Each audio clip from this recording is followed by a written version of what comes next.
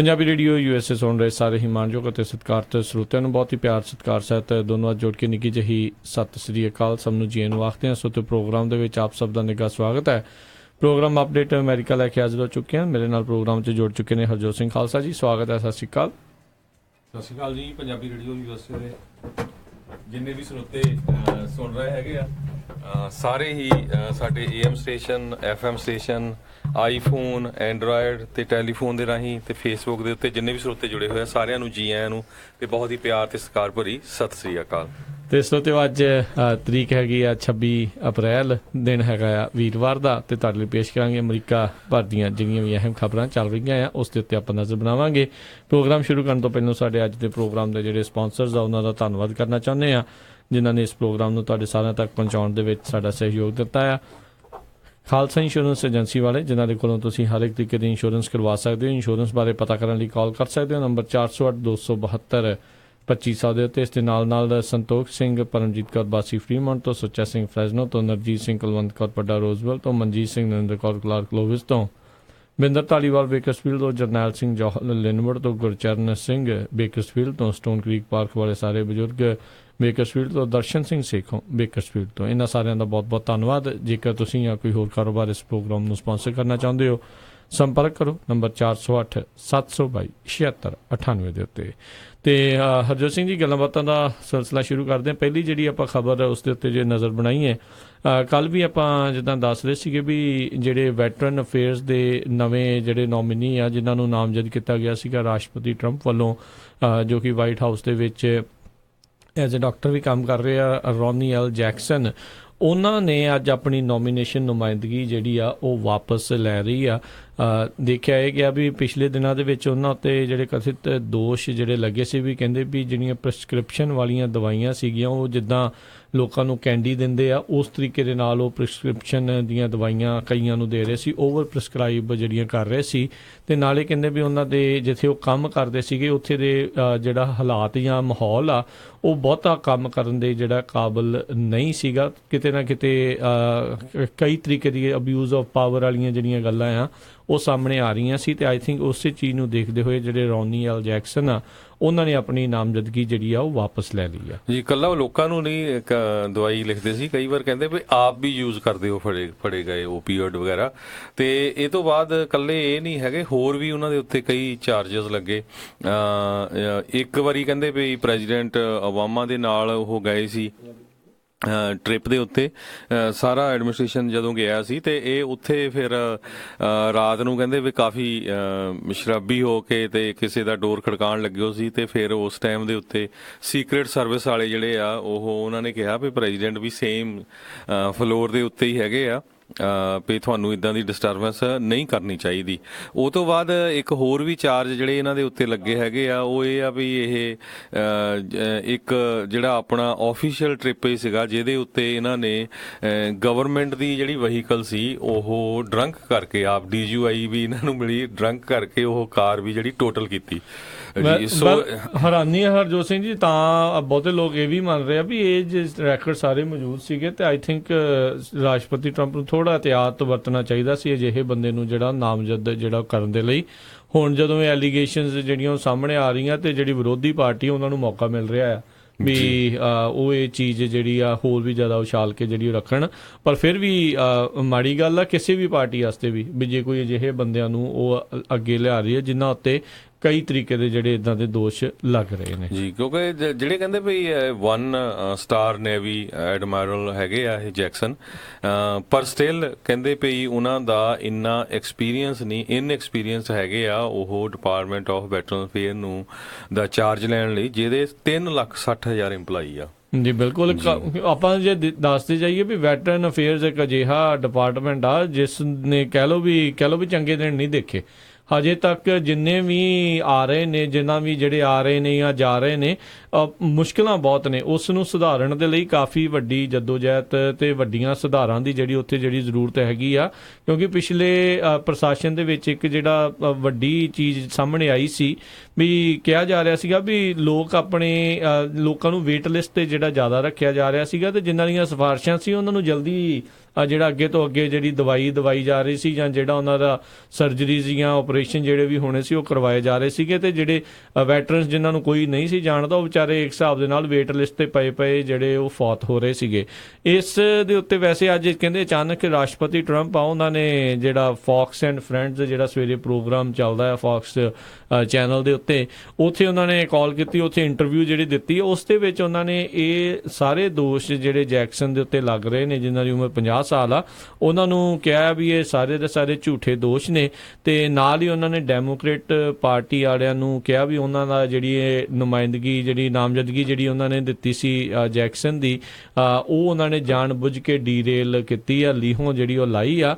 ਕਹਿੰਦੇ ਵੀ ਜਿਹੜੇ ਜੈਕਸਨ ਨੇ ਉਹ ਬਹੁਤ ਹੀ ਇਨਕ੍ਰੈਡੀਬਲ ਮੈਨ ਨੇ। ਜੀ ਬਿਲਕੁਲ।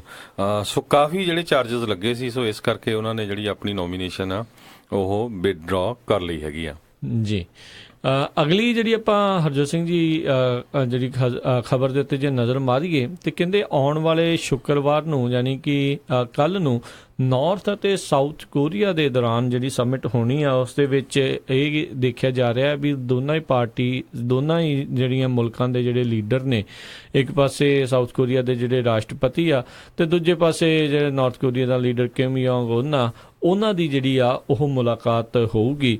ਤੇ ਕਾਫੀ ਜਿਹੜੇ ਕਹਿ ਲਓ ਵੀ ਪੂਰੇ ਵਿਸ਼ਵ ਦੀਆਂ ਇਸ ਮੁਲਾਕਾਤ ਦੇ ਉੱਤੇ ਵੀ ਨਜ਼ਰਾਂ ਬਣੀਆਂ ਹੋਈਆਂ ਆ, ਕਿਉਂਕਿ ਇਹ ਇੱਕ ਰਾਸ਼ਟਰਪਤੀ ਟਰੰਪ ਦੇ ਨਾਲ ਕਿਮ ਯੋਂਗ ਉਨ ਦੀ ਮੁਲਾਕਾਤ ਹੋਣ ਤੋਂ ਪਹਿਲਾਂ ਦੀ ਇੱਕ ਹਿਸਾਬ ਦੇ ਨਾਲ ਤਿਆਰੀ ਵੀ ਆ ਵੀ ਉਹ ਕਿੱਦਾਂ ਦੀਆਂ ਉੱਥੇ ਗੱਲਾਂ ਹੋਣਗੀਆਂ, ਕਿੱਦਾਂ ਦੇ ਕਿਹੜੀ ਕੂਟਨੀਤਿਕ ਤੌਰ ਤੇ ਗੱਲਾਂ ਹੋਣਗੀਆਂ, ਅਮਰੀਕਾ ਨੇ ਹੋਰ ਸਾਊਥ ਕੋਰੀਆ ਨੂੰ ਕੀ ਜਿਹੜਾ ਆਖਿਆ ਆ। ਸੋ ਕਾਫੀ ਕੁਛ ਜਿਹੜਾ ਆ ਉਹ ਦੇਖਣ ਵਾਲੀ ਗੱਲ ਰਹੇਗੀ ਤੇ ਨਜ਼ਰਾਂ ਸਭ ਦੀਆਂ ਬਣੀਆਂ ਹੋਈਆਂ, ਤੇ ਕਾਫੀ ਸਮੇਂ ਬਾਅਦ ਦੋਨਾਂ ਮੁਲਕਾਂ ਦੇ ਜਿਹੜੇ ਲੀਡਰ ਆ ਉਹ ਇੱਕ ਕਹਿ ਲਓ ਵੀ ਟੇਬਲ ਦੇ ਉੱਤੇ ਇਕੱਠੇ ਹੋਣਗੇ। ਜੀ ਬਿਲਕੁਲ। ਐਂਡ ਆਫ ਮਈ ਜਾਂ ਜੂਨ ਦੇ ਸ਼ੁਰੂ ਵਿੱਚ ਇਹ ਕਹਿੰਦੇ ਮੀਟਿੰਗ ਹੋ ਸਕਦੀ ਆ। ਤੇ ਅੱਜ ਫੇਰ ਪ੍ਰੈਜ਼ੀਡੈਂਟ ਟਰੰਪ ਨੇ ਕਿਹਾ ਵੀ ਸਾਡੀ ਕੋਈ ਪਹਿਲਾਂ ਪਲਾਨ ਨਹੀਂ ਸੀ ਜਿਹੜੇ ਉਹਨਾਂ ਦੇ ਹੋਣ ਵਾਲੇ ਸੈਕਟਰੀ ਆਫ ਸਟੇਟ ਪੋਂਪੀਓ ਆ ਮਿਲਣ ਦੀ ਕਿਮ ਜੋਂਗ ਨੂੰ, ਪਰ ਇਹ ਸਕੈਜੂਲ ਹੋ ਗਈ। ਫਿਰ 1 ਘੰਟਾ ਉਹਨਾਂ ਨੇ ਗੱਲਬਾਤ ਕੀਤੀ ਤੇ ਕਾਫੀ ਉਹਦੇ ਚੋਂ ਪੋਜ਼ਿਟਿਵ ਰਿਜ਼ਲਟ ਨਿਕਲੇ ਹੈਗੇ ਆ। ਪਿਛਲੇ ਦਿਨਾਂ 'ਚ ਵੀ ਆਪਾਂ ਦੱਸਿਆ ਸੀ ਵੀ ਇਹ ਜਿਹੜੀ ਮੀਟਿੰਗ ਹੋਣ ਜਾ ਰਹੀ ਹੈਗੀ ਆ US ਤੇ ਨਾਰਥ ਕੋਰੀਆ ਦੀ, ਇਹ ਹੋ ਸਕਦਾ ਮੰਗੋਲੀਆ ਜਾਂ ਵੀਅਤਨਾਮ, 2 ਏਸ਼ੀਆ ਦੇ ਮੁਲਕ ਆ, ਇੱਥੋਂ ਹੋ ਸਕਦੀ ਇਹਨਾਂ ਚੋਂ, ਜਾਂ ਯੂਰਪ ਦੇ ਵਿੱਚ ਸਵਿਟਜ਼ਰਲੈਂਡ ਤੇ ਸਵੀਡਨ, ਤੇ ਜਿਹੜਾ 5ਵਾਂ ਆ ਉਹ ਰਸ਼ੀਆ ਵੀ ਹੋ ਸਕਦਾ ਹੈਗਾ। ਜੀ ਸੋ ਇਹ ਕਾਫੀ ਜਿਹੜੀ ਉਹ ਦੇਖਣ ਵਾਲੀ ਗੱਲ ਰਹੇਗੀ।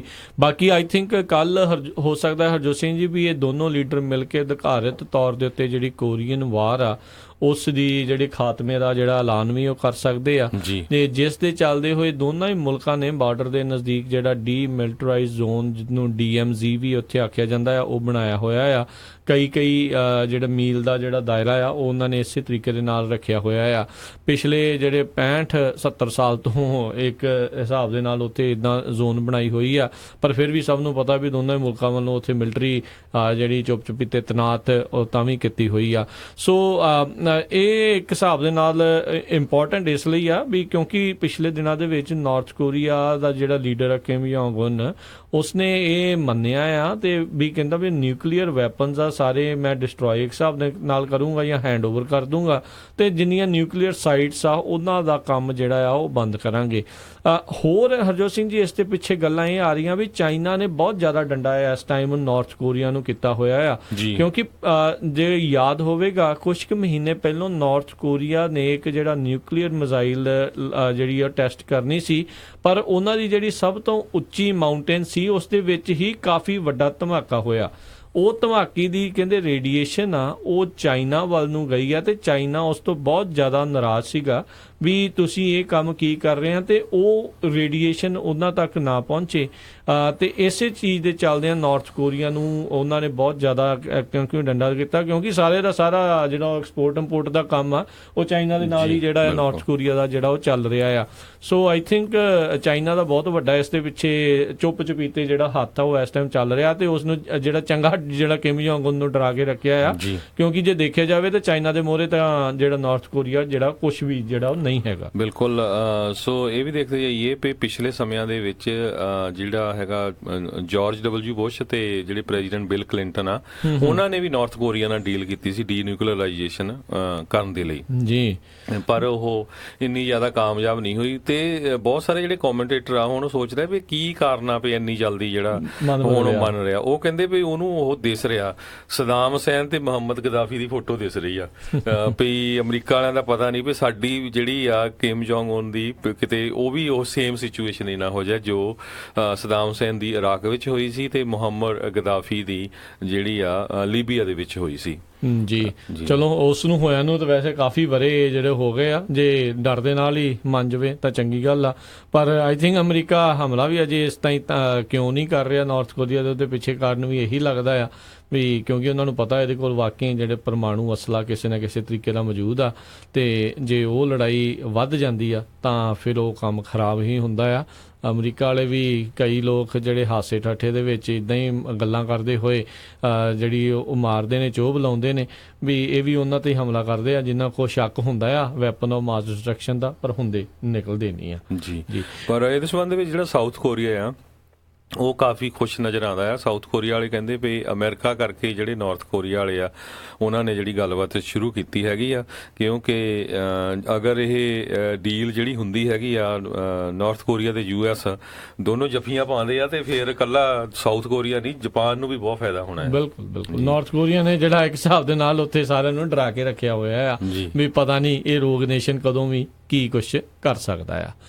ਅਗਲੀ ਜਿਹੜੀ ਆਪਾਂ ਹਰਜੋਤ ਸਿੰਘ ਜੀ ਗੱਲ ਕਰਦੇ ਹਾਂ, ਅੱਜ ਜਦ ਫੌਕਸ ਐਂਡ ਫਰੈਂਡਸ ਦੇ ਨਾਲ ਜਿਹੜੀ ਇੰਟਰਵਿਊ ਦੇ ਵਿੱਚ ਰਾਸ਼ਟਰਪਤੀ ਟਰੰਪ ਗੱਲ ਕਰ ਰਹੇ ਸੀ, ਉਹਨਾਂ ਨੇ ਬਹੁਤ ਸਾਰੀਆਂ ਇੱਕ ਹਿਸਾਬ ਦੇ ਨਾਲ ਗੱਲਾਂ ਜਿਹੜੀਆਂ ਕੀਤੀਆਂ, ਸ਼ਾਇਦ ਹੀ ਕੋਈ ਚੀਜ਼ ਹੋ ਜਿਸ ਨੂੰ ਉਹਨਾਂ ਨੇ ਟੱਚ ਨਾ ਕੀਤਾ ਹੋਵੇ। ਉਹਨਾਂ ਨੇ ਆਪਣੇ ਜਿਹੜਾ ਨਿੱਜੀ ਵਕੀਲ ਆ ਜਿਹੜਾ ਕੋਹਨ, ਉਸ ਦੇ ਬਾਰੇ ਵੀ ਗੱਲ ਕੀਤਾ। ਉਹਨਾਂ ਨੇ ਕਿਹਾ ਵੀ ਇਹ ਮੰਨ ਗਏ ਇਨਫੈਕਟ ਇੰਟਰਵਿਊ ਦੇ ਵਿੱਚ ਵੀ ਉਹਨਾਂ ਨੇ ਜਿਹੜੀ ਕ੍ਰੇਜ਼ੀ ਸਟੋਰਮੀ ਡੈਨੀਅਲ ਜਿਹੜੀ ਇੱਕ ਅਡਲਟ ਫਿਲਮ ਸਟਾਰ ਸੀ ਜਿਨ੍ਹਾਂ ਦੇ ਨਾਲ ਇਹਨਾਂ ਦੇ ਜਿਹੜੇ ਸੰਬੰਧਾਂ ਨੂੰ ਲੈ ਕੇ ਬੜੇ ਵਿਵਾਦ ਚੱਲ ਰਹੇ ਆ, ਉੱਥੇ ਰਾਸ਼ਟਰਪਤੀ ਇਸ ਇੰਟਰਵਿਊ 'ਚ ਮੰਨ ਗਏ ਵੀ ਜਿਹੜੇ ਕੋਹਨ ਨੇ ਉਹਨਾਂ ਨੂੰ ਰਿਪਰੈਜ਼ੈਂਟ ਕੀਤਾ ਸੀਗਾ। ਸੋ ਇਹ ਹਰ ਇੱਕ ਜਾਣੇ ਜਿਹੜੇ ਕਾਫੀ ਹੈਰਾਨ ਹੋਏ, ਕਿਉਂਕਿ ਲੰਮੇ ਸਮੇਂ ਤੋਂ ਜਦੋਂ ਇਹਨਾਂ ਦੇ ਬਾਰੇ ਗੱਲ ਕਰਨ ਦੀ ਜਦੋਂ ਵੀ ਕੋਈ ਪੱਤਰਕਾਰ ਇਹਨਾਂ ਨੂੰ ਪੁੱਛਣ ਦੀ ਗੱਲ ਕਰ ਰਿਹਾ ਸੀ ਤਾਂ ਉਹਨਾਂ ਨੇ ਕੋਈ ਬਹੁਤੀ ਜਵਾਬ ਨਹੀਂ ਸੀ ਦਿੰਦੇ ਹੁੰਦੇ, ਤੇ ਹੁਣ ਕਿਤੇ ਨਾ ਕਿਤੇ ਆਪ ਹੀ ਜਿਹੜੀ ਆਪਣੀਆਂ ਗੱਲਾਂ ਦੇ ਵਿੱਚ ਸ਼ਾਇਦ ਫਸ ਨਾ ਜਾਣ, ਜਾਂ ਇਹ ਚੀਜ਼ ਜਿਹੜੀ ਉਹਨਾਂ ਨੇ ਉਹ ਮੰਨ ਲਈ ਆ ਵੀ ਜਿਹੜਾ ਸਟੋਰਮੀ ਡੈਨੀਅਲ ਕੇਸ ਦੇ ਵਿੱਚ ਕਿਤੇ ਨਾ ਕਿਤੇ ਕੁਛ ਨਾ ਕੁਛ ਤਾਂ ਜਿਹੜੀ ਸੱਚਾਈ ਹੈਗੀ ਆ, ਜੇ ਮਾਈਕਲ ਕੋਹਨ ਉਹਨਾਂ ਨੂੰ ਵਾਕਿਆ ਹੀ ਉੱਥੇ ਰਿਪਰੈਜ਼ੈਂਟ ਉਹਨੇ ਕੀਤਾ ਆ। ਜੀ ਅਗਲੀ ਖਬਰ ਵੱਲ ਚੱਲੀਏ। ਜਿਹੜੇ ਪ੍ਰੈਜ਼ੀਡੈਂਟ ਟਰੰਪ ਹੈਗੇ ਆ ਉਹਨਾਂ ਨੇ ਪਿਛਲੇ ਸਾਲ ਇੱਕ ਐਗਜ਼ੀਕਿਊਟਿਵ ਆਰਡਰ ਸਾਈਨ ਕੀਤਾ ਸੀ, ਜਿਹਦੇ ਮੁਤਾਬਕ ਮਿਲਟਰੀ ਦਾ ਬਹੁਤ ਸਾਰਾ ਜਿਹੜਾ ਹਾਈ ਕੈਲੀਬਰ ਦਾ ਜਿਹੜਾ ਇਕਵਿਪਮੈਂਟ ਆ ਉਹ ਲੋਕਲ ਪੁਲਿਸ ਵਾਲਿਆਂ ਨੂੰ ਦਿੱਤਾ ਜਾਣਾ ਸੀ, ਜਿਹਦੇ ਵਿੱਚ ਮਿਲਟਰੀ ਗੇਅਰ ਵਗੈਰਾ ਜਾਂ ਹੋਰ ਵੱਡੀਆਂ ਗਨਜ਼, ਟੈਂਕ ਤੱਕ ਵੀ ਜਿਹੜੇ ਇਹ ਇਨਵੋਲਵ ਸੀਗੇ। ਸੋ ਪਿਛਲੇ ਸਾਲ ਬਹੁਤ ਸਾਰੀਆਂ ਜਿਹੜੀਆਂ ਲੋਕਲ ਪੁਲਿਸ ਡਿਪਾਰਟਮੈਂਟਸ ਆ ਉਹਨਾਂ ਨੇ ਕਾਫੀ ਗਿਣਤੀ ਦੇ ਵਿੱਚ ਇਹ ਇਕਵਿਪਮੈਂਟ ਲਿਆ ਵੀ ਹੈਗਾ ਆ, ਪਰ ਇਸ ਸਾਲ ਕਹਿੰਦੇ ਭਈ ਲਗਭਗ 50% ਜਿਹੜਾ ਆ ਉਹ ਇਕਵਿਪਮੈਂਟ ਲੈਣ ਦੇ ਵਿੱਚ ਜਿਹੜਾ ਘਾਟਾ ਹੋ ਗਿਆ ਹੈਗਾ ਡਿਪਾਰਟਮੈਂਟ ਆਫ ਡਿਫੈਂਸ ਵੱਲੋਂ।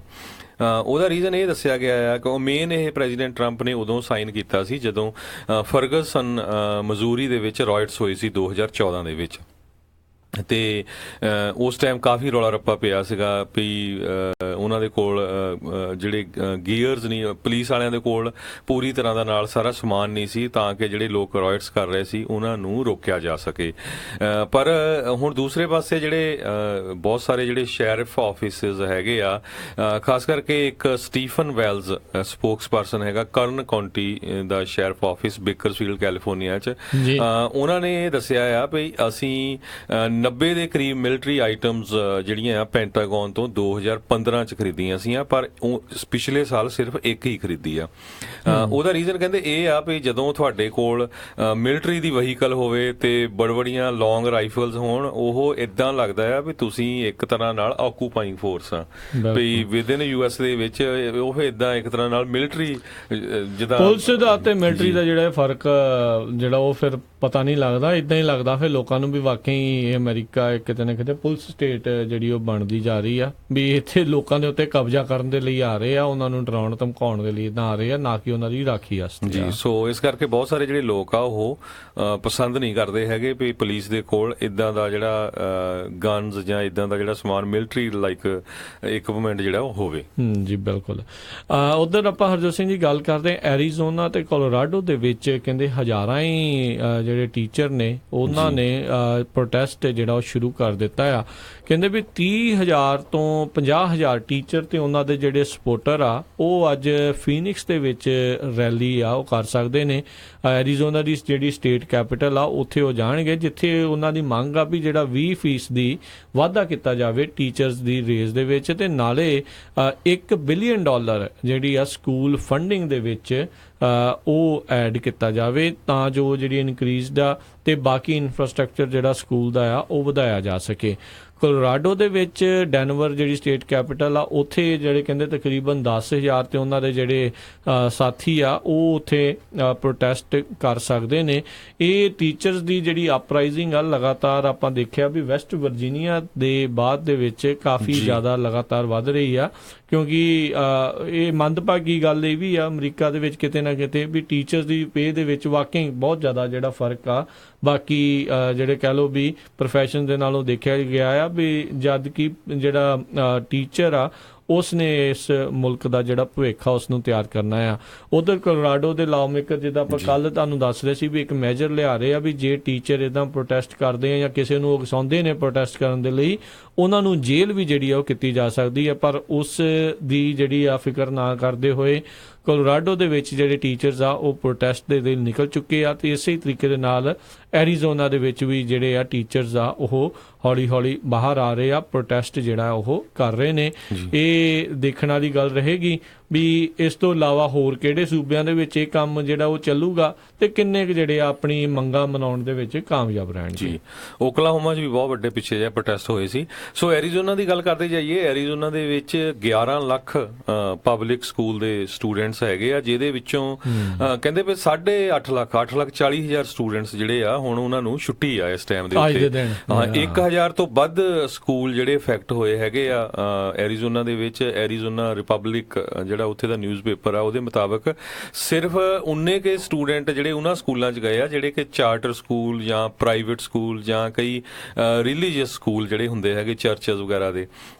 ਸੋ ਕਾਫੀ ਵੱਡਾ ਜਿਹੜਾ ਇੰਪੈਕਟ ਉੱਥੇ ਪਿਆ ਹੈਗਾ ਐਰੀਜ਼ੋਨਾ ਦੇ ਵਿੱਚ। ਜੀ, 100 school district Harjot Singh ji Arizona 'ਚ ਬੰਦ ਹੋ ਰਹੀਆਂ, ਤੇ ਜਿਹੜੇ ਚਾਰਟਰ ਸਕੂਲ ਆ ਉਹ ਕਾਫੀ ਵੱਡੇ ਪੈਮਾਨੇ ਦੇ ਉੱਤੇ ਜਿਹੜੇ ਬੰਦ ਹੋ ਰਹੇ ਆ। ਸਟੇਟ ਡਿਪਾਰਟਮੈਂਟ ਆਫ ਐਜੂਕੇਸ਼ਨ ਨੇ ਜਿਹੜਾ ਜਿੱਦਾਂ ਤੁਸੀਂ ਦੱਸਿਆ ਵੀ ਕੁੱਲ 200 ਡਿਸਟ੍ਰਿਕਟਸ ਹੈਗੀਆਂ ਆ ਤੇ 1.1 ਮਿਲੀਅਨ ਜਿਹੜੇ ਆ ਸਕੂਲ ਦੇ ਜਿਹੜੇ ਵਿੱਚ ਵਿਦਿਆਰਥੀ ਉੱਥੇ ਪੜ੍ਹਦੇ ਨੇ, ਤੇ ਉਹਨਾਂ ਸਾਰਿਆਂ ਦਾ ਜਿਹਦਾ ਦਿਨ ਇੱਕ ਹਿਸਾਬ ਦੇ ਨਾਲ ਜਿੱਦਾਂ ਤੁਸੀਂ ਦੱਸਿਆ ਵੀ ਛੁੱਟੀ ਆ। ਸੋ ਇਹ ਦੇਖਣ ਵਾਲੀ ਗੱਲ ਆ ਵੀ ਆਉਣ ਵਾਲੇ ਸਮੇਂ 'ਚ ਇਹ ਜਿਹੜੇ ਪ੍ਰੋਟੈਸਟ ਆ ਕੇਸ ਵਾਲੇ ਪਾਸੇ ਨੂੰ ਜਾਂਦੇ ਨੇ। ਜੀ ਤੇ ਜੀ ਹੁਣ ਸਾਡਾ ਜਿਹੜਾ ਸਮਾਂ ਵੀ ਰਾਜਕਰਮਵੀਰ ਸਿੰਘ ਜੀ ਬ੍ਰੇਕ ਦਾ ਹੋਣ ਵਾਲਾ, ਤੇ ਬ੍ਰੇਕ ਤੋਂ ਬਾਅਦ ਅਸੀਂ ਕੁਝ ਹੋਰ ਇੰਪੋਰਟੈਂਟ ਖਬਰਾਂ ਕਰਨੀਆਂ ਸਾਂਝੀਆਂ, ਖਾਸ ਕਰਕੇ ਇਮੀਗ੍ਰੇਸ਼ਨ ਨਾਲ। ਬਿਲਕੁਲ, ਉਹਦੇ ਨਾਲ ਵੀ ਤੇ ਇੱਕ ਜਿਹੜੀ ਵਿਸ਼ੇਸ਼ ਗੱਲ ਤੁਹਾਡੇ ਨਾਲ ਜਿਹੜੀ ਆਪਾਂ ਕਰਾਂਗੇ, ਯੂਬਾ ਸਿਟੀ ਦੇ ਵਿੱਚ ਅੱਜ ਜਿਹੜੇ ਜਕਾਰਾ ਮੂਵਮੈਂਟ ਵਾਲੇ ਆ ਉਹ ਡਿਪਰੈਸ਼ਨ ਨੂੰ ਲੈ ਕੇ ਤੇ ਉਹ ਇੱਕ ਵਿਸ਼ੇਸ਼ ਤੌਰ ਤੇ ਸੈਮੀਨਾਰ ਵਰਕਸ਼ਾਪ ਜਿਹੜੀ ਉਹ ਲਾ ਰਹੇ ਆ ਰਿਵਰ ਵੈਲੀ ਹਾਈ ਸਕੂਲ ਦੀ ਲਾਇਬ੍ਰੇਰੀ ਦੇ ਵਿੱਚ। ਸੋ ਸ਼ਾਮ ਨੂੰ 6 ਵਜੇ ਜਿਹੜੀ ਲੱਗਣੀ ਆ, ਉਸ ਦੇ ਬਾਰੇ ਵੀ ਜਿਹੜੀ ਆਪਾਂ ਥੋੜੀ ਬਹੁਤੀ ਗੱਲ ਕਰਾਂਗੇ, ਕਿਉਂਕਿ ਆਪਾਂ ਜਿੱਦਾਂ ਦੇਖਿਆ ਵੀ ਜਿਹੜਾ ਜਿਹਨੇ ਟੋਰਾਂਟੋ ਦੇ ਵਿੱਚ ਵੀ ਕਤਲੇਆਮ ਮਚਾਇਆ, ਜਿਹਨੇ ਉਸ ਤੋਂ ਪਹਿਲਾਂ ਵਾਫਲ ਹਾਊਸ ਦੇ ਵਿੱਚ, ਹੋਰ ਵੀ ਕਈ ਜਿਹੜੇ ਲਗਾਤਾਰ ਆ ਰਹੇ ਆ। ਬਹੁਤ ਜਿਹੜੀਆਂ ਚੀਜ਼ਾਂ ਆ ਮੈਂਟਲ ਹੈਲਥ ਦੇ ਨਾਲ ਜਾ ਕੇ ਜਿਹੜੀਆਂ ਉਹ ਜੁੜਦੀਆਂ ਆ, ਜੋ ਕਿ ਬਾਅਦ ਦੇ ਵਿੱਚ ਹਿੰਸਕ ਰੂਪ ਤੇ ਲੋਕਾਂ ਦੇ ਲਈ, ਆਮ ਲੋਕਾਂ ਦੇ ਲਈ ਜਿਹੜਾ ਉਹ ਕਹਿ ਲਓ ਖਤਰੇ ਵਾਲੀ ਘੰਟੀ ਜਿਹੜੀ ਉਹ ਬਣਦੀ ਆ। ਸੋ ਉਸ ਨੂੰ ਸਮੇਂ ਰਹਿੰਦੇ ਹੋਏ ਕਿੱਦਾਂ ਰੋਕਿਆ ਜਾ ਸਕਦਾ, ਕੀ ਡਿਪਰੈਸ਼ਨ ਦੇ ਚਿੰਨ੍ਹ ਹੁੰਦੇ ਨੇ, ਵਰਕਸ਼ਾਪ ਦੇ ਵਿੱਚ ਕੀ ਕੀ ਹੋਊਗਾ, ਉਸ ਦੇ ਬਾਰੇ ਇੱਕ ਗੱਲਬਾਤ ਕਰਨ ਦੇ ਲਈ ਸਾਡੇ ਸਾਡੇ ਨਾਲ ਇੱਕ ਵੀਰ ਵੀ ਜਿਹੜੇ ਜੁੜਨਗੇ ਜਕਾਰਾ ਮੂਵਮੈਂਟ ਦੇ ਵਿੱਚੋਂ, ਸੋ ਉਹਨਾਂ ਦੀ ਵੀ ਆਪਾਂ ਗੱਲ ਸੁਣਾਂਗੇ ਤੇ ਉਸ ਤੋਂ ਬਾਅਦ ਇਮੀਗ੍ਰੇਸ਼ਨ ਦੇ ਨਾਲ ਜਿਹੜੀ ਗੱਲਬਾਤ ਆ ਉਹਦੀ ਵੀ ਤੁਹਾਨੂੰ ਜਿਹੜੀ ਦੱਸਾਂਗੇ। ਸੋ ਇੱਦਾਂ ਹੀ ਪੰਜਾਬੀ ਰੇਡੀਓ USA ਦੇ ਨਾਲ ਜੁੜੇ ਰਹੋ। ਮਿਲਾਂਗੇ ਇੱਕ ਬ੍ਰੇਕ ਤੋਂ ਬਾਅਦ।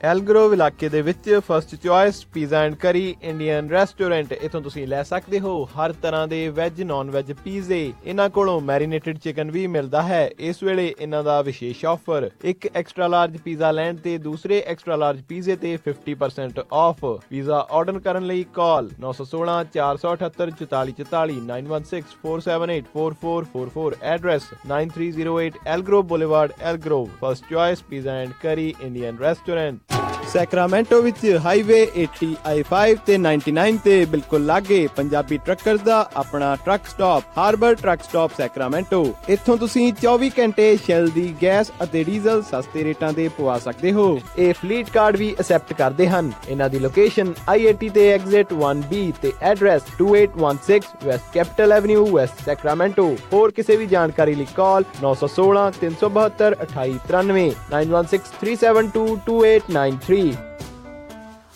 ਜੀਤੇ ਵੇ ਜੀਤੇ। ਹਾਂ ਭਾਬੀ। ਵੇ ਅੱਜ ਮੇਰੇ ਮੰਮੀ ਡੈਡੀ ਨੇ ਡਿਨਰ ਤੇ ਆਉਣਾ ਆਪਣੇ ਘਰ, ਤੇ ਮੈਥੋਂ ਹੁਣ ਇੰਨੀ ਖੇਚਲ ਹੁੰਦੀ ਨਹੀਂ। ਤੂੰ ਮੈਨੂੰ ਆਪਣੇ ਸ਼ਹਿਰ ਦਾ ਵਧੀਆ ਜਿਹਾ ਕੋਈ ਰੈਸਟੋਰੈਂਟ ਦੱਸ। ਲੈ ਭਾਬੀ, ਤੁਹਾਨੂੰ ਬਿਲਕੁਲ ਪਤਾ ਨਹੀਂ, ਆਪਣੇ ਸ਼ਹਿਰ ਸੈਕਰਾਮੈਂਟੋ ਦੇ ਵਿੱਚ ਖੁੱਲ ਚੁੱਕਿਆ ਇੰਡੀਆ ਪੈਲੇਸ ਇੰਡੀਅਨ ਰੈਸਟੋਰੈਂਟ, ਜਿੱਥੇ ਤੁਸੀਂ ਬੈਠ ਕੇ ਵੀ ਖਾ ਸਕਦੇ ਹੋ ਤੇ ਆਰਡਰ ਕਰਕੇ ਘਰ ਵੀ ਲਿਆ ਸਕਦੇ ਹੋ। ਵੈਜੀਟੇਰੀਅਨ ਤੇ ਨਾਨ ਵੈਜੀਟੇਰੀਅਨ ਖਾਣਾ ਆਰਡਰ ਵੀ ਕਰ ਸਕਦੇ ਹੋ ਤੇ ਉੱਥੇ ਬੈਠ ਕੇ ਵੀ ਖਾ ਸਕਦੇ ਹੋ। ਕਰਨੀ ਹੋਵੇ ਕੋਈ ਵੀ ਪਾਰਟੀ ਜਾਂ ਫਿਰ ਕੋਈ ਵੀ ਫੰਕਸ਼ਨ, ਜਾਂ ਫਿਰ ਗੁਰੂ ਘਰ ਦੇ ਵਿੱਚ ਲੰਗਰ ਦੀ ਕਰਨੀ ਹੋਵੇ ਕੇਟਰਿੰਗ, ਤੁਸੀਂ ਇਹਨਾਂ ਨਾਲ ਕੰਟੈਕਟ ਕਰ ਸਕਦੇ ਹੋ। 150 ਬੰਦਿਆਂ ਦੇ ਬੈਠਣ ਦਾ ਵੀ ਪ੍ਰਬੰਧ ਹੈ ਤੇ ਪਾਰਕਿੰਗ ਦੀ ਵੀ ਕੋਈ ਪ੍ਰੋਬਲਮ ਨਹੀਂ, ਅਤੇ ਇਹ 7 ਦਿਨ ਖੁੱਲੇ ਰਹਿੰਦੇ ਨੇ। ਵਧੇਰੇ ਜਾਣਕਾਰੀ ਲਈ ਕਾਲ ਕਰ ਸਕਦੇ ਹੋ 916 226 9188। ਲੈ ਜੀਤੇ, ਤੂੰ ਤਾਂ ਮੇਰੀ ਮੁਸ਼ਕਿਲ ਹੀ ਆਸਾਨ ਕਰਤੀ ਆ। India palace 8865 Folsom boulevard Sacramento 916 226 9188 916 226 9188। ਸ਼ਾਬਾਸ਼ ਡਿੰਪੀ, ਪਿਛਲੇ ਕੁਝ ਦਿਨਾਂ ਤੋਂ ਦੇਖ ਰਿਹਾ ਆ ਬੜੇ ਟਾਈਮ ਨਾਲ ਆਉਂਦਾ ਆ, ਪੂਰੀ ਫੁਰਤੀ ਨਾਲ ਕੰਮ ਕਰਦਾ ਆ ਤੇ ਖੁਸ਼ ਵੀ ਰਹਿਣ ਲੱਗ ਪਿਆ ਆ। ਕੀ ਵਜ੍ਹਾ ਆ ਇਸ ਪਿੱਛੇ? ਬਸ ਵੀਰ ਜੀ, ਮੈਂ ਤਾਂ ਇਸ ਦਾ ਸਾਰਾ ਧੰਨਵਾਦ ਮੈਟਰੈਸ ਐਕਸਪ੍ਰੈਸ ਰੋਜ਼ਵੈਲ ਵਾਲੇ ਅੰਮ੍ਰਿਤਸਰਾਂ ਨੂੰ ਦਿੰਨਾ, ਜਿਨ੍ਹਾਂ ਨੇ ਮੈਨੂੰ ਬੜਾ ਹੀ ਆਰਾਮਦਾਇਕ ਮੈਟਰੈਸ ਦਵਾਇਆ। ਹੁਣ ਮੈਂ ਚੈਨ ਦੀ ਨੀਂਦ ਸੌਣਾ ਆ। ਮੈਟਰੈਸ ਐਕਸਪ੍ਰੈਸ ਰੋਜ਼ਵੈਲ, ਜਿਨ੍ਹਾਂ ਦੇ ਕੋਲੋਂ high quality mattress wholesale price ਤੇ ਮਿਲਦੇ ਹਨ। ਤੁਸੀਂ ਇੱਥੋਂ Sealy, Simmons, Nature Sleep, gel memory foam, adjustable base ਵਾਲੇ ਗੱਦੇ ਲੈ ਸਕਦੇ ਹੋ। ਬਾਕੀ ਵੱਡੇ ਸਟੋਰਾਂ ਨਾਲੋਂ 50 ਤੋਂ 70% ਤੱਕ ਘੱਟ ਕੀਮਤਾਂ ਹੁੰਦੀਆਂ ਹਨ। ਇਹ ਪੰਜਾਬੀ ਵਿੱਚ ਗੱਲ ਕਰਦੇ ਨੇ। ਇਹਨਾਂ ਦਾ address 1811 Douglas boulevard, Roseville, Ross store ਦੇ ਨਜ਼ਦੀਕ। ਹੋਰ ਜਾਣਕਾਰੀ ਲਈ ਕਾਲ ਅੰਮ੍ਰਿਤਸਰਾਂ 530 415 5959 530 415 5959। ਮੈਨੀ ਹੇਅਰ 530 300 7663 530 37663। ਇਹਨਾਂ ਦੇ ਸਟੋਰ ਯੂਬਾ ਸਿਟੀ, ਡੇਵਿਸ ਅਤੇ ਫਾਲਸਮ ਵਿੱਚ ਵੀ ਹਨ।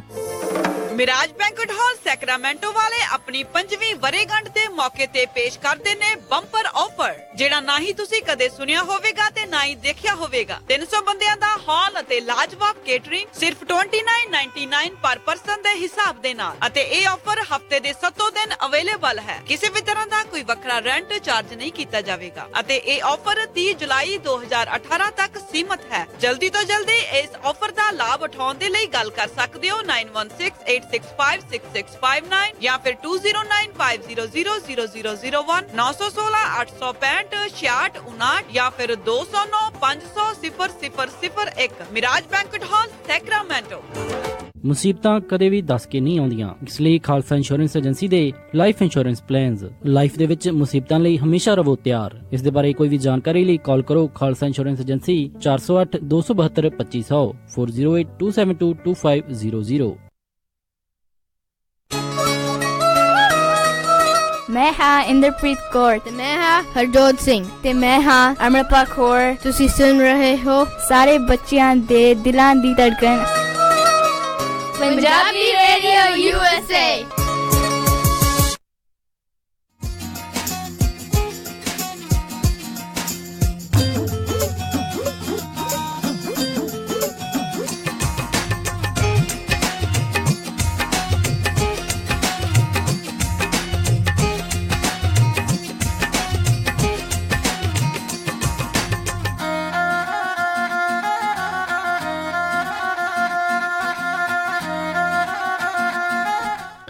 ਪੰਜਾਬੀ ਰੇਡੀਓ USA ਸੁਣ ਰਹੇ ਸਾਰੇ ਹੀ ਸਰੋਤਿਆਂ ਨੂੰ ਇੱਕ ਵਾਰੀ ਫੇਰ ਨਿੱਘੀ ਜੀ ਆਇਆਂ ਨੂੰ ਸਭ ਦਾ ਸਵਾਗਤ ਕਰਦੇ ਹਾਂ। ਸਰੋਤਿਓ ਪ੍ਰੋਗਰਾਮ ਦੇ ਵਿੱਚ ਆਪ ਸਭ ਦਾ ਸਵਾਗਤ ਹੈ। ਪ੍ਰੋਗਰਾਮ ਅਪਡੇਟ ਅਮਰੀਕਾ ਚੱਲ ਰਿਹਾ ਜੀ। ਮੇਰੇ ਨਾਲ ਜੁੜੇ ਹੋਏ ਨੇ ਹਰਜੋਤ ਸਿੰਘ ਜੀ। ਜੀ ਆਇਆਂ ਨੂੰ ਸਵਾਗਤ ਹੈ ਜੀ। ਸਤਿ ਸ਼੍ਰੀ ਅਕਾਲ। ਧੰਨਵਾਦ ਜੀ। ਇੱਕ ਵਾਰੀ ਫੇਰ ਜਿੰਨੇ ਵੀ ਸਾਡੇ ਨਾਲ ਸਰੋਤੇ ਜੁੜੇ ਹੋਏ ਸਾਰਿਆਂ ਨੂੰ ਜੀ ਆਇਆਂ ਨੂੰ ਤੇ ਬਹੁਤ ਹੀ ਪਿਆਰ ਤੇ ਸਤਿਕਾਰ ਭਰੀ ਸਤਿ ਸ਼੍ਰੀ ਅਕਾਲ।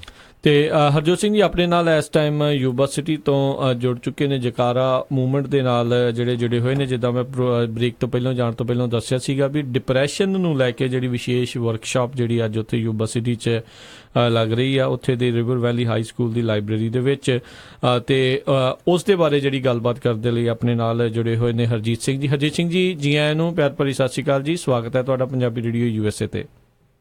ਵਾਹਿਗੁਰੂ ਜੀ ਕਾ ਖਾਲਸਾ ਵਾਹਿਗੁਰੂ ਜੀ ਕੀ ਫਤਿਹ। ਸੋ ਜ਼ਰੂਰ ਜੀ ਜੀ ਹਾਂਜੀ ਹਾਂਜੀ ਪਹਿਲਾਂ ਤਾਂ ਮੈਂ ਤੁਹਾਡਾ ਧੰਨਵਾਦ ਕਰਨਾ ਚਾਹੁੰਦਾ ਪੂਰੀ ਪੰਜਾਬੀ ਰੇਡੀਓ USA ਟੀਮ ਦਾ। ਸਾਨੂੰ ਹਰ ਰੋਜ਼ ਖਬਰ ਦਿੰਦੇ ਆ ਤੇ ਅਪਡੇਟ ਰੱਖਦੇ ਵੇ ਅਮਰੀਕਾ ਤੇ ਸਾਡੀ ਕਮਿਊਨਿਟੀ ਵਿੱਚ ਕੀ ਹੋ ਰਿਹਾ ਜੀ। ਥੈਂਕ ਯੂ ਜੀ। ਤੇ ਜ਼ਰੂਰ ਆਪਣੇ ਜਿਹੜੇ ਅੱਜ ਦੇ ਇਸ ਵਰਕਸ਼ਾਪ ਦੇ ਬਾਰੇ ਦੱਸੋ ਵੀ ਕਿਉਂਕਿ ਡਿਪਰੈਸ਼ਨ ਇੱਕ ਅਜਿਹੀ ਚੀਜ਼ ਆ ਪਹਿਲੋਂ ਤਾਂ ਚਲੋ ਪਰਿਵਾਰ ਵੱਡੇ ਸੀਗੇ ਨਹੀਂ ਇੰਨਾ ਪਤਾ ਲੱਗਦਾ ਸੀਗਾ ਲੋਕਾਂ ਦੇ ਕੋਲ ਸਪੋਰਟ ਸਿਸਟਮ ਸਟਰੋਂਗ ਸੀਗਾ। ਹੁਣ ਸਾਰੀਆਂ ਫੈਮਲੀਜ਼ ਅਲੱਗ ਥਲੱਗ ਜਿਹੜੀਆਂ ਹੋਈ ਜਾ ਰਹੀਆਂ ਤੇ ਇਹ ਜਿਹੜਾ ਸਟ੍ਰੈਸ ਆ ਡਿਪਰੈਸ਼ਨ ਆ ਉਹ ਲਗਾਤਾਰ ਵੱਧਦਾ ਜਾ ਰਿਹਾ। ਸੋ ਜ਼ਰੂਰ ਦੱਸੋ ਅੱਜ ਦੀ ਜਿਹੜੀ ਤੁਹਾਡੀ ਇਹ ਡਿਪਰੈਸ਼ਨ ਵਰਕਸ਼ਾਪ ਕਿੰਨੇ ਵਜੇ ਹੋਣੀ ਆ, ਕੌਣ ਕੌਣ ਉੱਥੇ ਜਿਹੜਾ ਜੀ ਗੱਲਬਾਤ ਕਰਨ ਦੇ ਲਈ ਹੋਊਗਾ, ਕੌਣ ਕੌਣ ਜਿਹੜੇ ਉੱਥੇ ਜਾ ਕੇ ਗੱਲਬਾਤ ਕਰ ਸਕਦੇ ਨੇ? ਹਾਂਜੀ ਠੀਕ ਹੈ ਜੀ। ਸੋ ਬੇਸਿਕਲੀ ਜਨਰਲ ਵਿੱਚ ਗੱਲ ਇਹ ਆ ਵੀ ਜੋ ਮੈਂਟਲ ਹੈਲਥ ਆ ਅਸੀਂ ਚਾਹੁੰਦੇ ਹਾਂ ਵੀ ਪੰਜਾਬੀ ਕਮਿਊਨਿਟੀ ਵਿੱਚ ਅਸੀਂ ਗੱਲਬਾਤ ਸ਼ੁਰੂ ਕਰੀਏ ਮੈਂਟਲ ਹੈਲਥ ਦੇ ਬਾਰੇ। ਜੋ ਵੀ ਸਾਡੀ ਦਿਮਾਗੀ ਸਿਹਤ ਆ ਕਿਉਂਕਿ ਅਸੀਂ ਇਸ ਗੱਲਾਂ ਨੂੰ ਕਾਫੀ ਇਗਨੋਰ ਕਰਦੇ ਹਾਂ। ਜਦੋਂ ਸਾਨੂੰ ਕੋਈ ਵੀ ਕਹਿ ਦੋ ਸੱਟ ਲੱਗੀ ਹੁੰਦੀ ਫਿਜ਼ੀਕਲੀ ਜਾਂ ਕਹਿ ਦੋ ਬਿਮਾਰ ਹੁੰਦੇ ਆ ਉਦੋਂ ਅਸੀਂ ਇੱਕਦਮ ਡਾਕਟਰ ਜਾਂਦੇ ਹਾਂ ਜਾਂ ਉਹਦੀ ਦਵਾਈ ਲੈਂਦੇ ਹਾਂ। ਪਰ ਜਦੋਂ ਮੈਂਟਲ ਹੈਲਥ ਦੀ ਗੱਲ ਹੁੰਦੀ ਆ ਅਸੀਂ ਉਹਨੂੰ ਕਾਫੀ ਇਗਨੋਰ ਕਰਦੇ ਹਾਂ ਤੇ ਉਹਨੂੰ ਸੀਰੀਅਸ ਨਹੀਂ ਲੈਂਦੇ। ਸੋ ਇਹਨਾਂ ਚੀਜ਼ਾਂ ਬਾਰੇ ਅਸੀਂ ਗੱਲ ਸ਼ੁਰੂ ਕਰਨੀ ਚਾਹੁੰਦੇ ਹਾਂ। ਸੋ ਇਸ ਪਹਿਲੀ ਵਰਕਸ਼ਾਪ ਜਾਂ ਸੈਮੀਨਾਰ ਦੇ ਵਿੱਚ ਅਸੀਂ ਸਪੈਸੀਫਿਕਲੀ ਡਿਪਰੈਸ਼ਨ ਬਾਰੇ ਗੱਲ ਕਰਾਂਗੇ। ਸੋ ਡਿਪਰੈਸ਼ਨ ਜੋ ਪੰਜਾਬੀ ਵਿੱਚ ਕਈ ਵਾਰ ਅਸੀਂ ਸਦਮਾ ਬੋਲਦੇ ਹਾਂ ਤੇ ਸੋ ਅਸੀਂ ਤਿੰਨ ਚੀਜ਼ਾਂ ਬਾਰੇ ਗੱਲ ਕਰਾਂਗੇ। ਪਹਿਲਾਂ ਤਾਂ ਅਸੀਂ ਜਾਣਕਾਰੀ ਦੇਵਾਂਗੇ ਵੀ ਡਿਪਰੈਸ਼ਨ ਐਗਜ਼ੈਕਟਲੀ ਕੀ ਚੀਜ਼ ਆ ਅਤੇ ਉਹਦੇ ਸਿੰਪਟਮਸ ਕਿਵੇਂ ਲੱਗਦੇ ਨੇ। ਤੇ ਸੋ ਡਿਪਰੈਸ਼ਨ ਗੱਲ ਤਾਂ ਡਿਪਰੈਸ਼ਨ ਤੇ ਸ਼ੁਰੂ ਹੋਊਗੀ ਅਤੇ ਫਿਰ ਥੋੜਾ ਬਹੁਤਾ ਅਸੀਂ ਸੁਸਾਈਡ ਬਾਰੇ ਵੀ ਗੱਲ ਕਰਾਂਗੇ। ਸੁਸਾਈਡ ਜੋ ਖੁਦਕੁਸ਼ੀ ਅਸੀਂ ਕਹਿੰਦੇ ਹਾਂ। ਸੋ ਇਹਨਾਂ ਦੋਨਾਂ ਚੀਜ਼ਾਂ ਬਾਰੇ ਗੱਲ ਇਨਫੋਰਮੇਸ਼ਨ ਪਹਿਲਾਂ ਮਿਲੇਗੀ। ਸੋ ਦੂਜੀ ਅਸੀਂ ਗੱਲ ਕਰਾਂਗੇ ਵੀ ਡਿਪਰੈਸ਼ਨ ਕਿਹਨੂੰ ਅਫੈਕਟ ਕਰਦਾ ਆ। ਸਾਡਾ ਜ਼ਿਆਦਾ ਫੋਕਸ ਹੈਗਾ ਇਸ ਵਰਕਸ਼ਾਪ ਲਈ ਟੀਨੇਜ ਡਿਪਰੈਸ਼ਨ। ਸੋ ਟੀਨੇਜਰ ਜੋ 12-13 ਤੋਂ 19 ਸਾਲ ਦੇ ਬੱਚੇ ਨੇ। ਸੋ ਬੇਸਿਕਲੀ ਜੋ ਹਾਈ ਸਕੂਲ ਦੇ ਬੱਚੇ ਪੜ੍ਹਦੇ ਨੇ।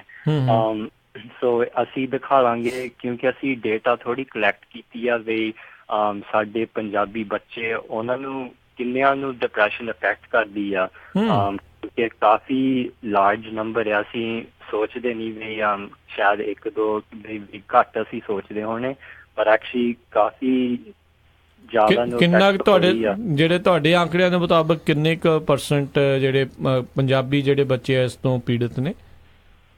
ਹਾਂਜੀ ਸੋ ਇਹਨਾਂ ਔਖਾ ਪੂਰੀ ਜਨਰਲਾਈਜੇਸ਼ਨ ਕਰਨ ਲਈ ਔਖਾ ਆ ਪਰ ਜੋ ਜਿਹੜੀ ਅਸੀਂ ਸਰਵੇ ਕੀਤੀ ਆ ਉਹਦੇ ਵਿੱਚ ਅਸੀਂ ਦੇਖਦੇ ਹਾਂ ਵੀ 25 ਤੋਂ 30% ਹਾਈ ਸਕੂਲ ਸਟੂਡੈਂਟ ਅਫੈਕਟ ਹੋ ਰਹੇ ਨੇ।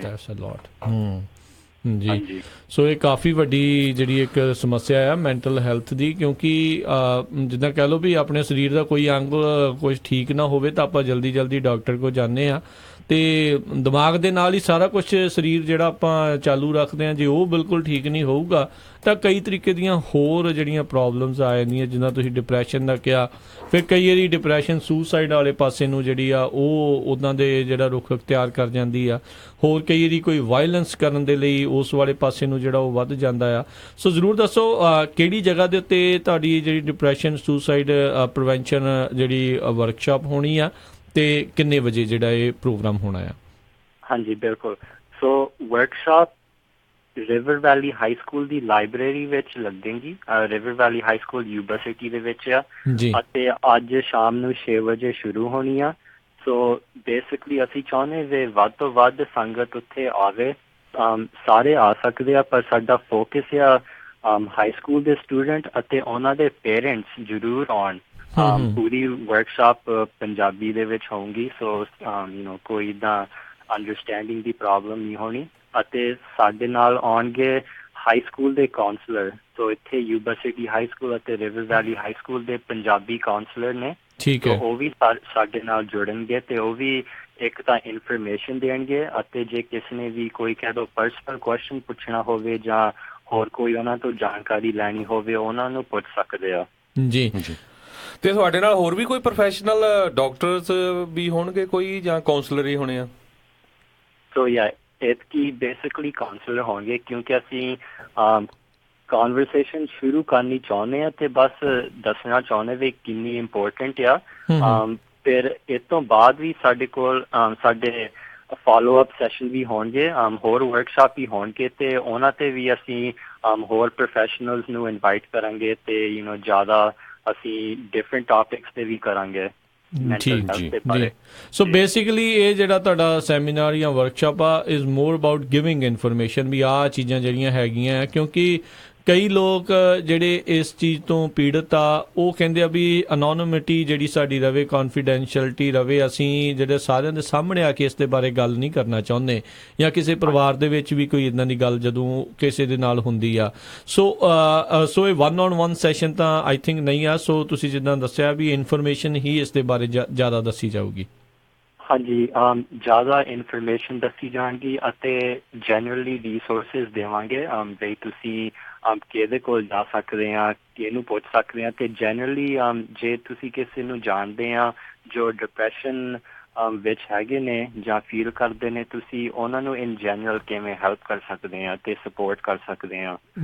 ਸੋ ਉਹ ਐਜ਼ ਜਨਰਲ ਇਨਫੋਰਮੇਸ਼ਨ ਦੇਵਾਂਗੇ ਅਸੀਂ।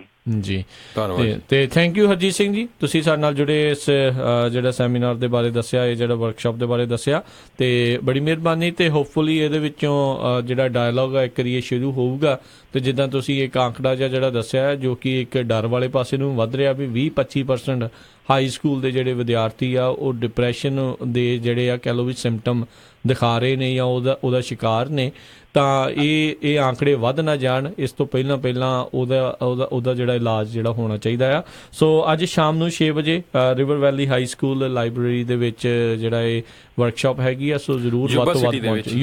ਯੂਬਾ ਸਿਟੀ ਦੇ ਆਲੇ ਦੁਆਲੇ ਦੇ ਜਿੰਨੇ ਵੀ ਲੋਕ ਹੈਗੇ ਆ, ਲਾਈਵ ਬੁੱਕ, ਗ੍ਰਿਡਲੀ, ਯੂਬਾ ਸਿਟੀ, ਉਸ ਏਰੀਏ ਦੇ ਪਲੀਜ਼ ਤੁਸੀਂ ਜਾਓ, ਕਿਉਂਕਿ ਇਹ ਜਿਹੜਾ ਮੈਂਟਲ ਹੈਲਥ ਇਸ਼ੂ ਆ ਇਹ ਬਹੁਤ ਵੱਡੀ ਪ੍ਰੋਬਲਮ ਆ ਸਿੱਖਾਂ ਦੇ ਵਿੱਚ, ਪੰਜਾਬੀਆਂ 'ਚ।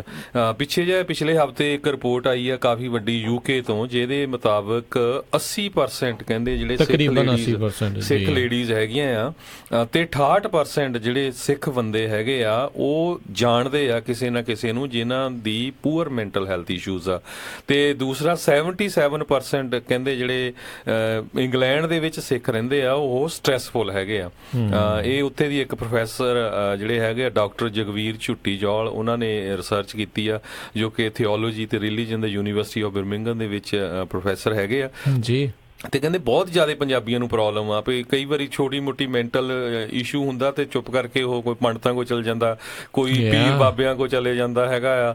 ਤੇ ਇੱਕ ਸਭ ਤੋਂ ਵੱਡੀ ਉਹਨੇ ਜਿਹੜੀ ਹੋਰ ਕੱਢੀ ਹੈਗੀ ਆ ਵੀ 27% ਜਿਹੜੇ ਸਿੱਖ, ਮੈਂ ਸਿੱਖ ਕਹਿਣਾ ਚਾਹਣਾ, ਫਿਰ ਕਈਆਂ ਨੇ ਕਹਿਣਾ ਲੈ ਜੀ ਇਹ ਹੁਣ ਕਾਹਦੇ ਬਦਨਾਮ ਕਰਦੇ ਆ, 27% ਸਿੱਖ UK ਦੇ ਵਿੱਚ ਕਹਿੰਦੇ ਅਲਕੋਹਲ ਦੀ ਪ੍ਰੋਬਲਮ ਉਹਨਾਂ ਨੂੰ ਹੈਗੀ ਆ। 27%। ਇਹ BBC ਨੇ ਪਿਛਲੇ ਦਿਨਾਂ ਦੇ ਵਿੱਚ ਰਿਪੋਰਟ ਸ਼ਾਇਆ ਕੀਤੀ ਸੀਗੀ ਵੀ ਉਹਨਾਂ ਨੇ ਜਿਹੜਾ ਦੱਸਿਆ ਸੀ। ਸੋ ਸਟ੍ਰੈਸ ਤੋਂ ਨਿਜਾਤ ਪਾਉਣ ਦੇ ਲਈ ਉਹ ਇਸ ਵਾਲੇ ਪਾਸੇ ਨੂੰ ਜਿਹੜਾ ਫਿਰ ਉਹ ਰਾਹ ਅਪਣਾ ਲੈਂਦੇ ਨੇ। ਸੋ ਡਿਪਰੈਸ਼ਨ, ਸਟ੍ਰੈਸ, ਇਹ ਇੱਕ ਹਿਸਾਬ ਦੇ ਨਾਲ ਇਹ ਜਿਹੜੀ ਅਜਿਹੀ ਚੀਜ਼ ਆ ਜਿਹੜੀ ਪਰਿਵਾਰ ਤਬਾਹ ਕਰ ਜਾਂਦੀ ਆ, ਤੇ ਆਉਣ ਵਾਲੀਆਂ ਜਨਰੇਸ਼ਨਾਂ ਜਿਹੜੀਆਂ ਉਹ ਕਿਸੇ ਪਾਸੇ ਜਿਹੜੀਆਂ ਉਹ ਲੱਗ ਨਹੀਂ ਸਕਦੀਆਂ। ਸੋ ਹਰਜੀਤ ਸਿੰਘ ਜੀ, ਤੁਹਾਡਾ ਬਹੁਤ ਬਹੁਤ ਧੰਨਵਾਦ, ਤੁਸੀਂ ਇਸ ਦੇ ਬਾਰੇ ਸਾਡੇ ਨਾਲ ਆ ਕੇ ਜਿਹੜੀ ਇਨਫੋਰਮੇਸ਼ਨ ਜਿਹੜੀ ਆ ਤੁਸੀਂ ਸ਼ੇਅਰ ਕੀਤੀ, ਬੜੀ ਮਿਹਰਬਾਨੀ। ਸਤਿ ਸ਼੍ਰੀ ਅਕਾਲ ਜੀ। ਹਾਂਜੀ, ਸਤਿ ਸ਼੍ਰੀ ਅਕਾਲ ਜੀ। ਸਤਿ ਸ਼੍ਰੀ ਅਕਾਲ। ਤੇ ਬਿਲਕੁਲ ਜਿੱਦਾਂ ਹਰਜੋਤ ਸਿੰਘ ਜੀ ਆਪਾਂ ਜਿਹੜੀ ਇਹ ਗੱਲ ਕਰ ਰਹੇ ਹਾਂ, ਇਹ ਵੀ ਇੱਥੇ ਵਾਸਤੇ ਵੀ ਇਹ ਬਹੁਤ ਘੱਟ ਆંકੜਾ ਨਹੀਂ ਆ। 20-25% ਜਿਹੜੇ ਹਾਈ ਸਕੂਲ ਦੇ ਜਿਹੜੇ ਵਿਦਿਆਰਥੀਆਂ ਦੇ ਵਿੱਚ, ਖਾਸ ਕਰਕੇ ਆਪਣੀ ਕਮਿਊਨਿਟੀ ਦੇ ਬੱਚਿਆਂ ਦੇ ਵਿੱਚ ਜੇ ਅਜਿਹੇ ਰੁਝਾਨ ਪਾਏ ਜਾ ਰਹੇ ਆ, ਤਾਂ ਇਹ ਖਤਰੇ ਵਾਲੀ ਗੱਲ ਆ, ਹਰ ਇੱਕ ਨੂੰ ਸੋਚਣਾ ਪੈਣਾ ਆ। ਗੱਲ ਕੀ ਆ ਹਰਜੋਤ ਸਿੰਘ ਜੀ, ਪਹਿਲੋਂ ਪਰਿਵਾਰ ਵੱਡੇ ਹੁੰਦੇ ਸੀਗੇ, ਸਪੋਰਟ ਸਿਸਟਮ ਸਟਰੋਂਗ ਹੁੰਦਾ ਸੀ, ਚਾਚੇ ਤਾਏ ਹਰ ਇੱਕ ਜਾਣੇ ਜਿਹੜੇ ਇਕੱਠੇ ਰਹਿੰਦੇ ਸੀ, ਪਰਿਵਾਰ ਜੇ ਪਿੰਡ ਦੇ ਵਿੱਚ ਵੀ ਰਹਿੰਦੇ ਸੀ, ਇੱਕ ਦੂਜੇ ਦੇ ਨਾਲ ਹੱਸਦੇ ਮਿਲਦੇ ਖੇਡਦੇ ਸੀ। ਜੇ ਕਿਸੇ ਦੇ ਰੱਬ ਨਾ ਕਰੇ ਬੱਚੇ ਨੂੰ ਕੋਈ ਅਜਿਹੀ ਕੋਈ ਦਿੱਕਤ ਹੁੰਦੀ ਸੀ, ਇੱਕ ਦੂਜੇ ਦਾ ਸਾਥ ਦਿੰਦੇ ਸੀ। ਸੋ ਹੁਣ ਕੀ ਹੋ ਰਿਹਾ ਵੀ ਇਕੱਲੇ ਹੋ ਗਏ ਆ, ਵੈਸੇ ਹੀ ਸਟ੍ਰੈਸ ਇੰਨਾ ਆ, 2-2 3-3 ਜੌਬਾਂ ਹੋ ਰਹੀਆਂ ਆ ਵੀ ਪੈਸੇ ਲੋਨਲੀਨੈਸ ਬਹੁਤ ਆ, ਬਜ਼ੁਰਗ ਘਰਾਂ 'ਚ ਇਕੱਲੇ ਬੈਠੇ ਆ। ਜੇ ਕਈਆਂ ਦੇ 1-1 2-2 ਨਿਆਣਾ ਵਿਆਹ ਮਗਰੋਂ ਹੁੰਦਾ ਤੇ ਮੂੰਹ ਬਾਹਰ ਹੋ ਜਾਂਦਾ, ਤੇ ਉਹ ਫੇਰ ਸਟ੍ਰੈਸ ਬਜ਼ੁਰਗਾਂ ਨੂੰ ਹੁੰਦੀ ਆ। ਇਕੱਲੇ ਬਜ਼ੁਰਗਾਂ ਨੂੰ, ਨੌਜਵਾਨਾਂ ਦੇ ਉੱਤੇ ਬਹੁਤ ਭੈੜਾ ਅਸਰ ਹੈ ਇਸ ਦਾ। ਤੇ ਕਿੰਨੇ ਸਾਨੂੰ ਰੇਡੀਓ ਤੇ ਕਾਲਾਂ ਵੀ ਆਉਂਦੀਆਂ ਆ ਹਨਾ ਵੀ ਅਸੀਂ ਕਿੰਨੀ ਸਟ੍ਰੈਸ ਦੇ ਵਿੱਚ ਹੈਗੇ ਆ, ਡਿਪਰੈਸ਼ਨ ਦਾ ਇਲਾਜ ਪੁੱਛਦੇ ਨੇ ਵੀ ਇਦਾਂ ਕਰੀਏ ਕਿੱਦਾਂ ਕਰੀਏ। ਸਭ ਤੋਂ ਜਿਹੜੀ ਮਾੜੀ ਪੋਜੀਸ਼ਨ ਇਹ ਆ ਵੀ ਕਹਿੰਦੇ ਵੀ ਪੰਜਾਬੀ ਕਮਿਊਨਿਟੀ ਇੱਕ ਦੂਜੇ ਨਾਲ ਡਿਸਕਸ ਨਹੀਂ ਕਰਦੀ ਹੈਗੀ ਵੀ ਯਾਰ ਸਾਡੀ ਆਹ ਪ੍ਰੋਬਲਮ ਆ, ਜਾਂ ਸਾਡੇ ਗੁਆਂਢ 'ਚ ਸਾਡੇ ਰਿਸ਼ਤੇਦਾਰ 'ਚ ਦੋਸਤ ਮਿੱਤਰ ਨੂੰ ਆਹ ਪ੍ਰੋਬਲਮ ਆ ਵੀ ਆਪਾਂ ਰਲ ਕੇ ਉਹਦਾ ਜਿਹੜਾ ਸੋਲੂਸ਼ਨ ਲੱਭੀਏ। ਇੰਟਰਨਲ ਵਾਲ ਆਫ ਸਾਇਲੈਂਸ ਜਿਹੜੀ ਆ ਬਣਾ ਕੇ ਜਿਹੜੀ ਇਹ ਰੱਖੀ ਹੋਈ ਆ, ਵੀ ਅਜਿਹੀ ਕੰਧ ਕੀਤੀ ਹੋਈ ਆ ਵੀ ਲੋਕਾਂ ਨੂੰ ਇਹ ਲੱਗਦਾ ਹੈ ਵੀ ਜੇ ਮੈਂ ਆਪਣੇ ਬੱਚੇ ਦੇ ਬਾਰੇ ਜਾਂ ਪਰਿਵਾਰ ਦੇ ਕਿਸੇ ਮੈਂਬਰ ਦੇ ਬਾਰੇ ਇਸ ਦੇ ਬਾਰੇ ਪੁੱਛਿਆ ਤਾਂ ਸਾਡਾ ਮਜ਼ਾਕ ਉਡਾਇਆ ਜਾਊਗਾ।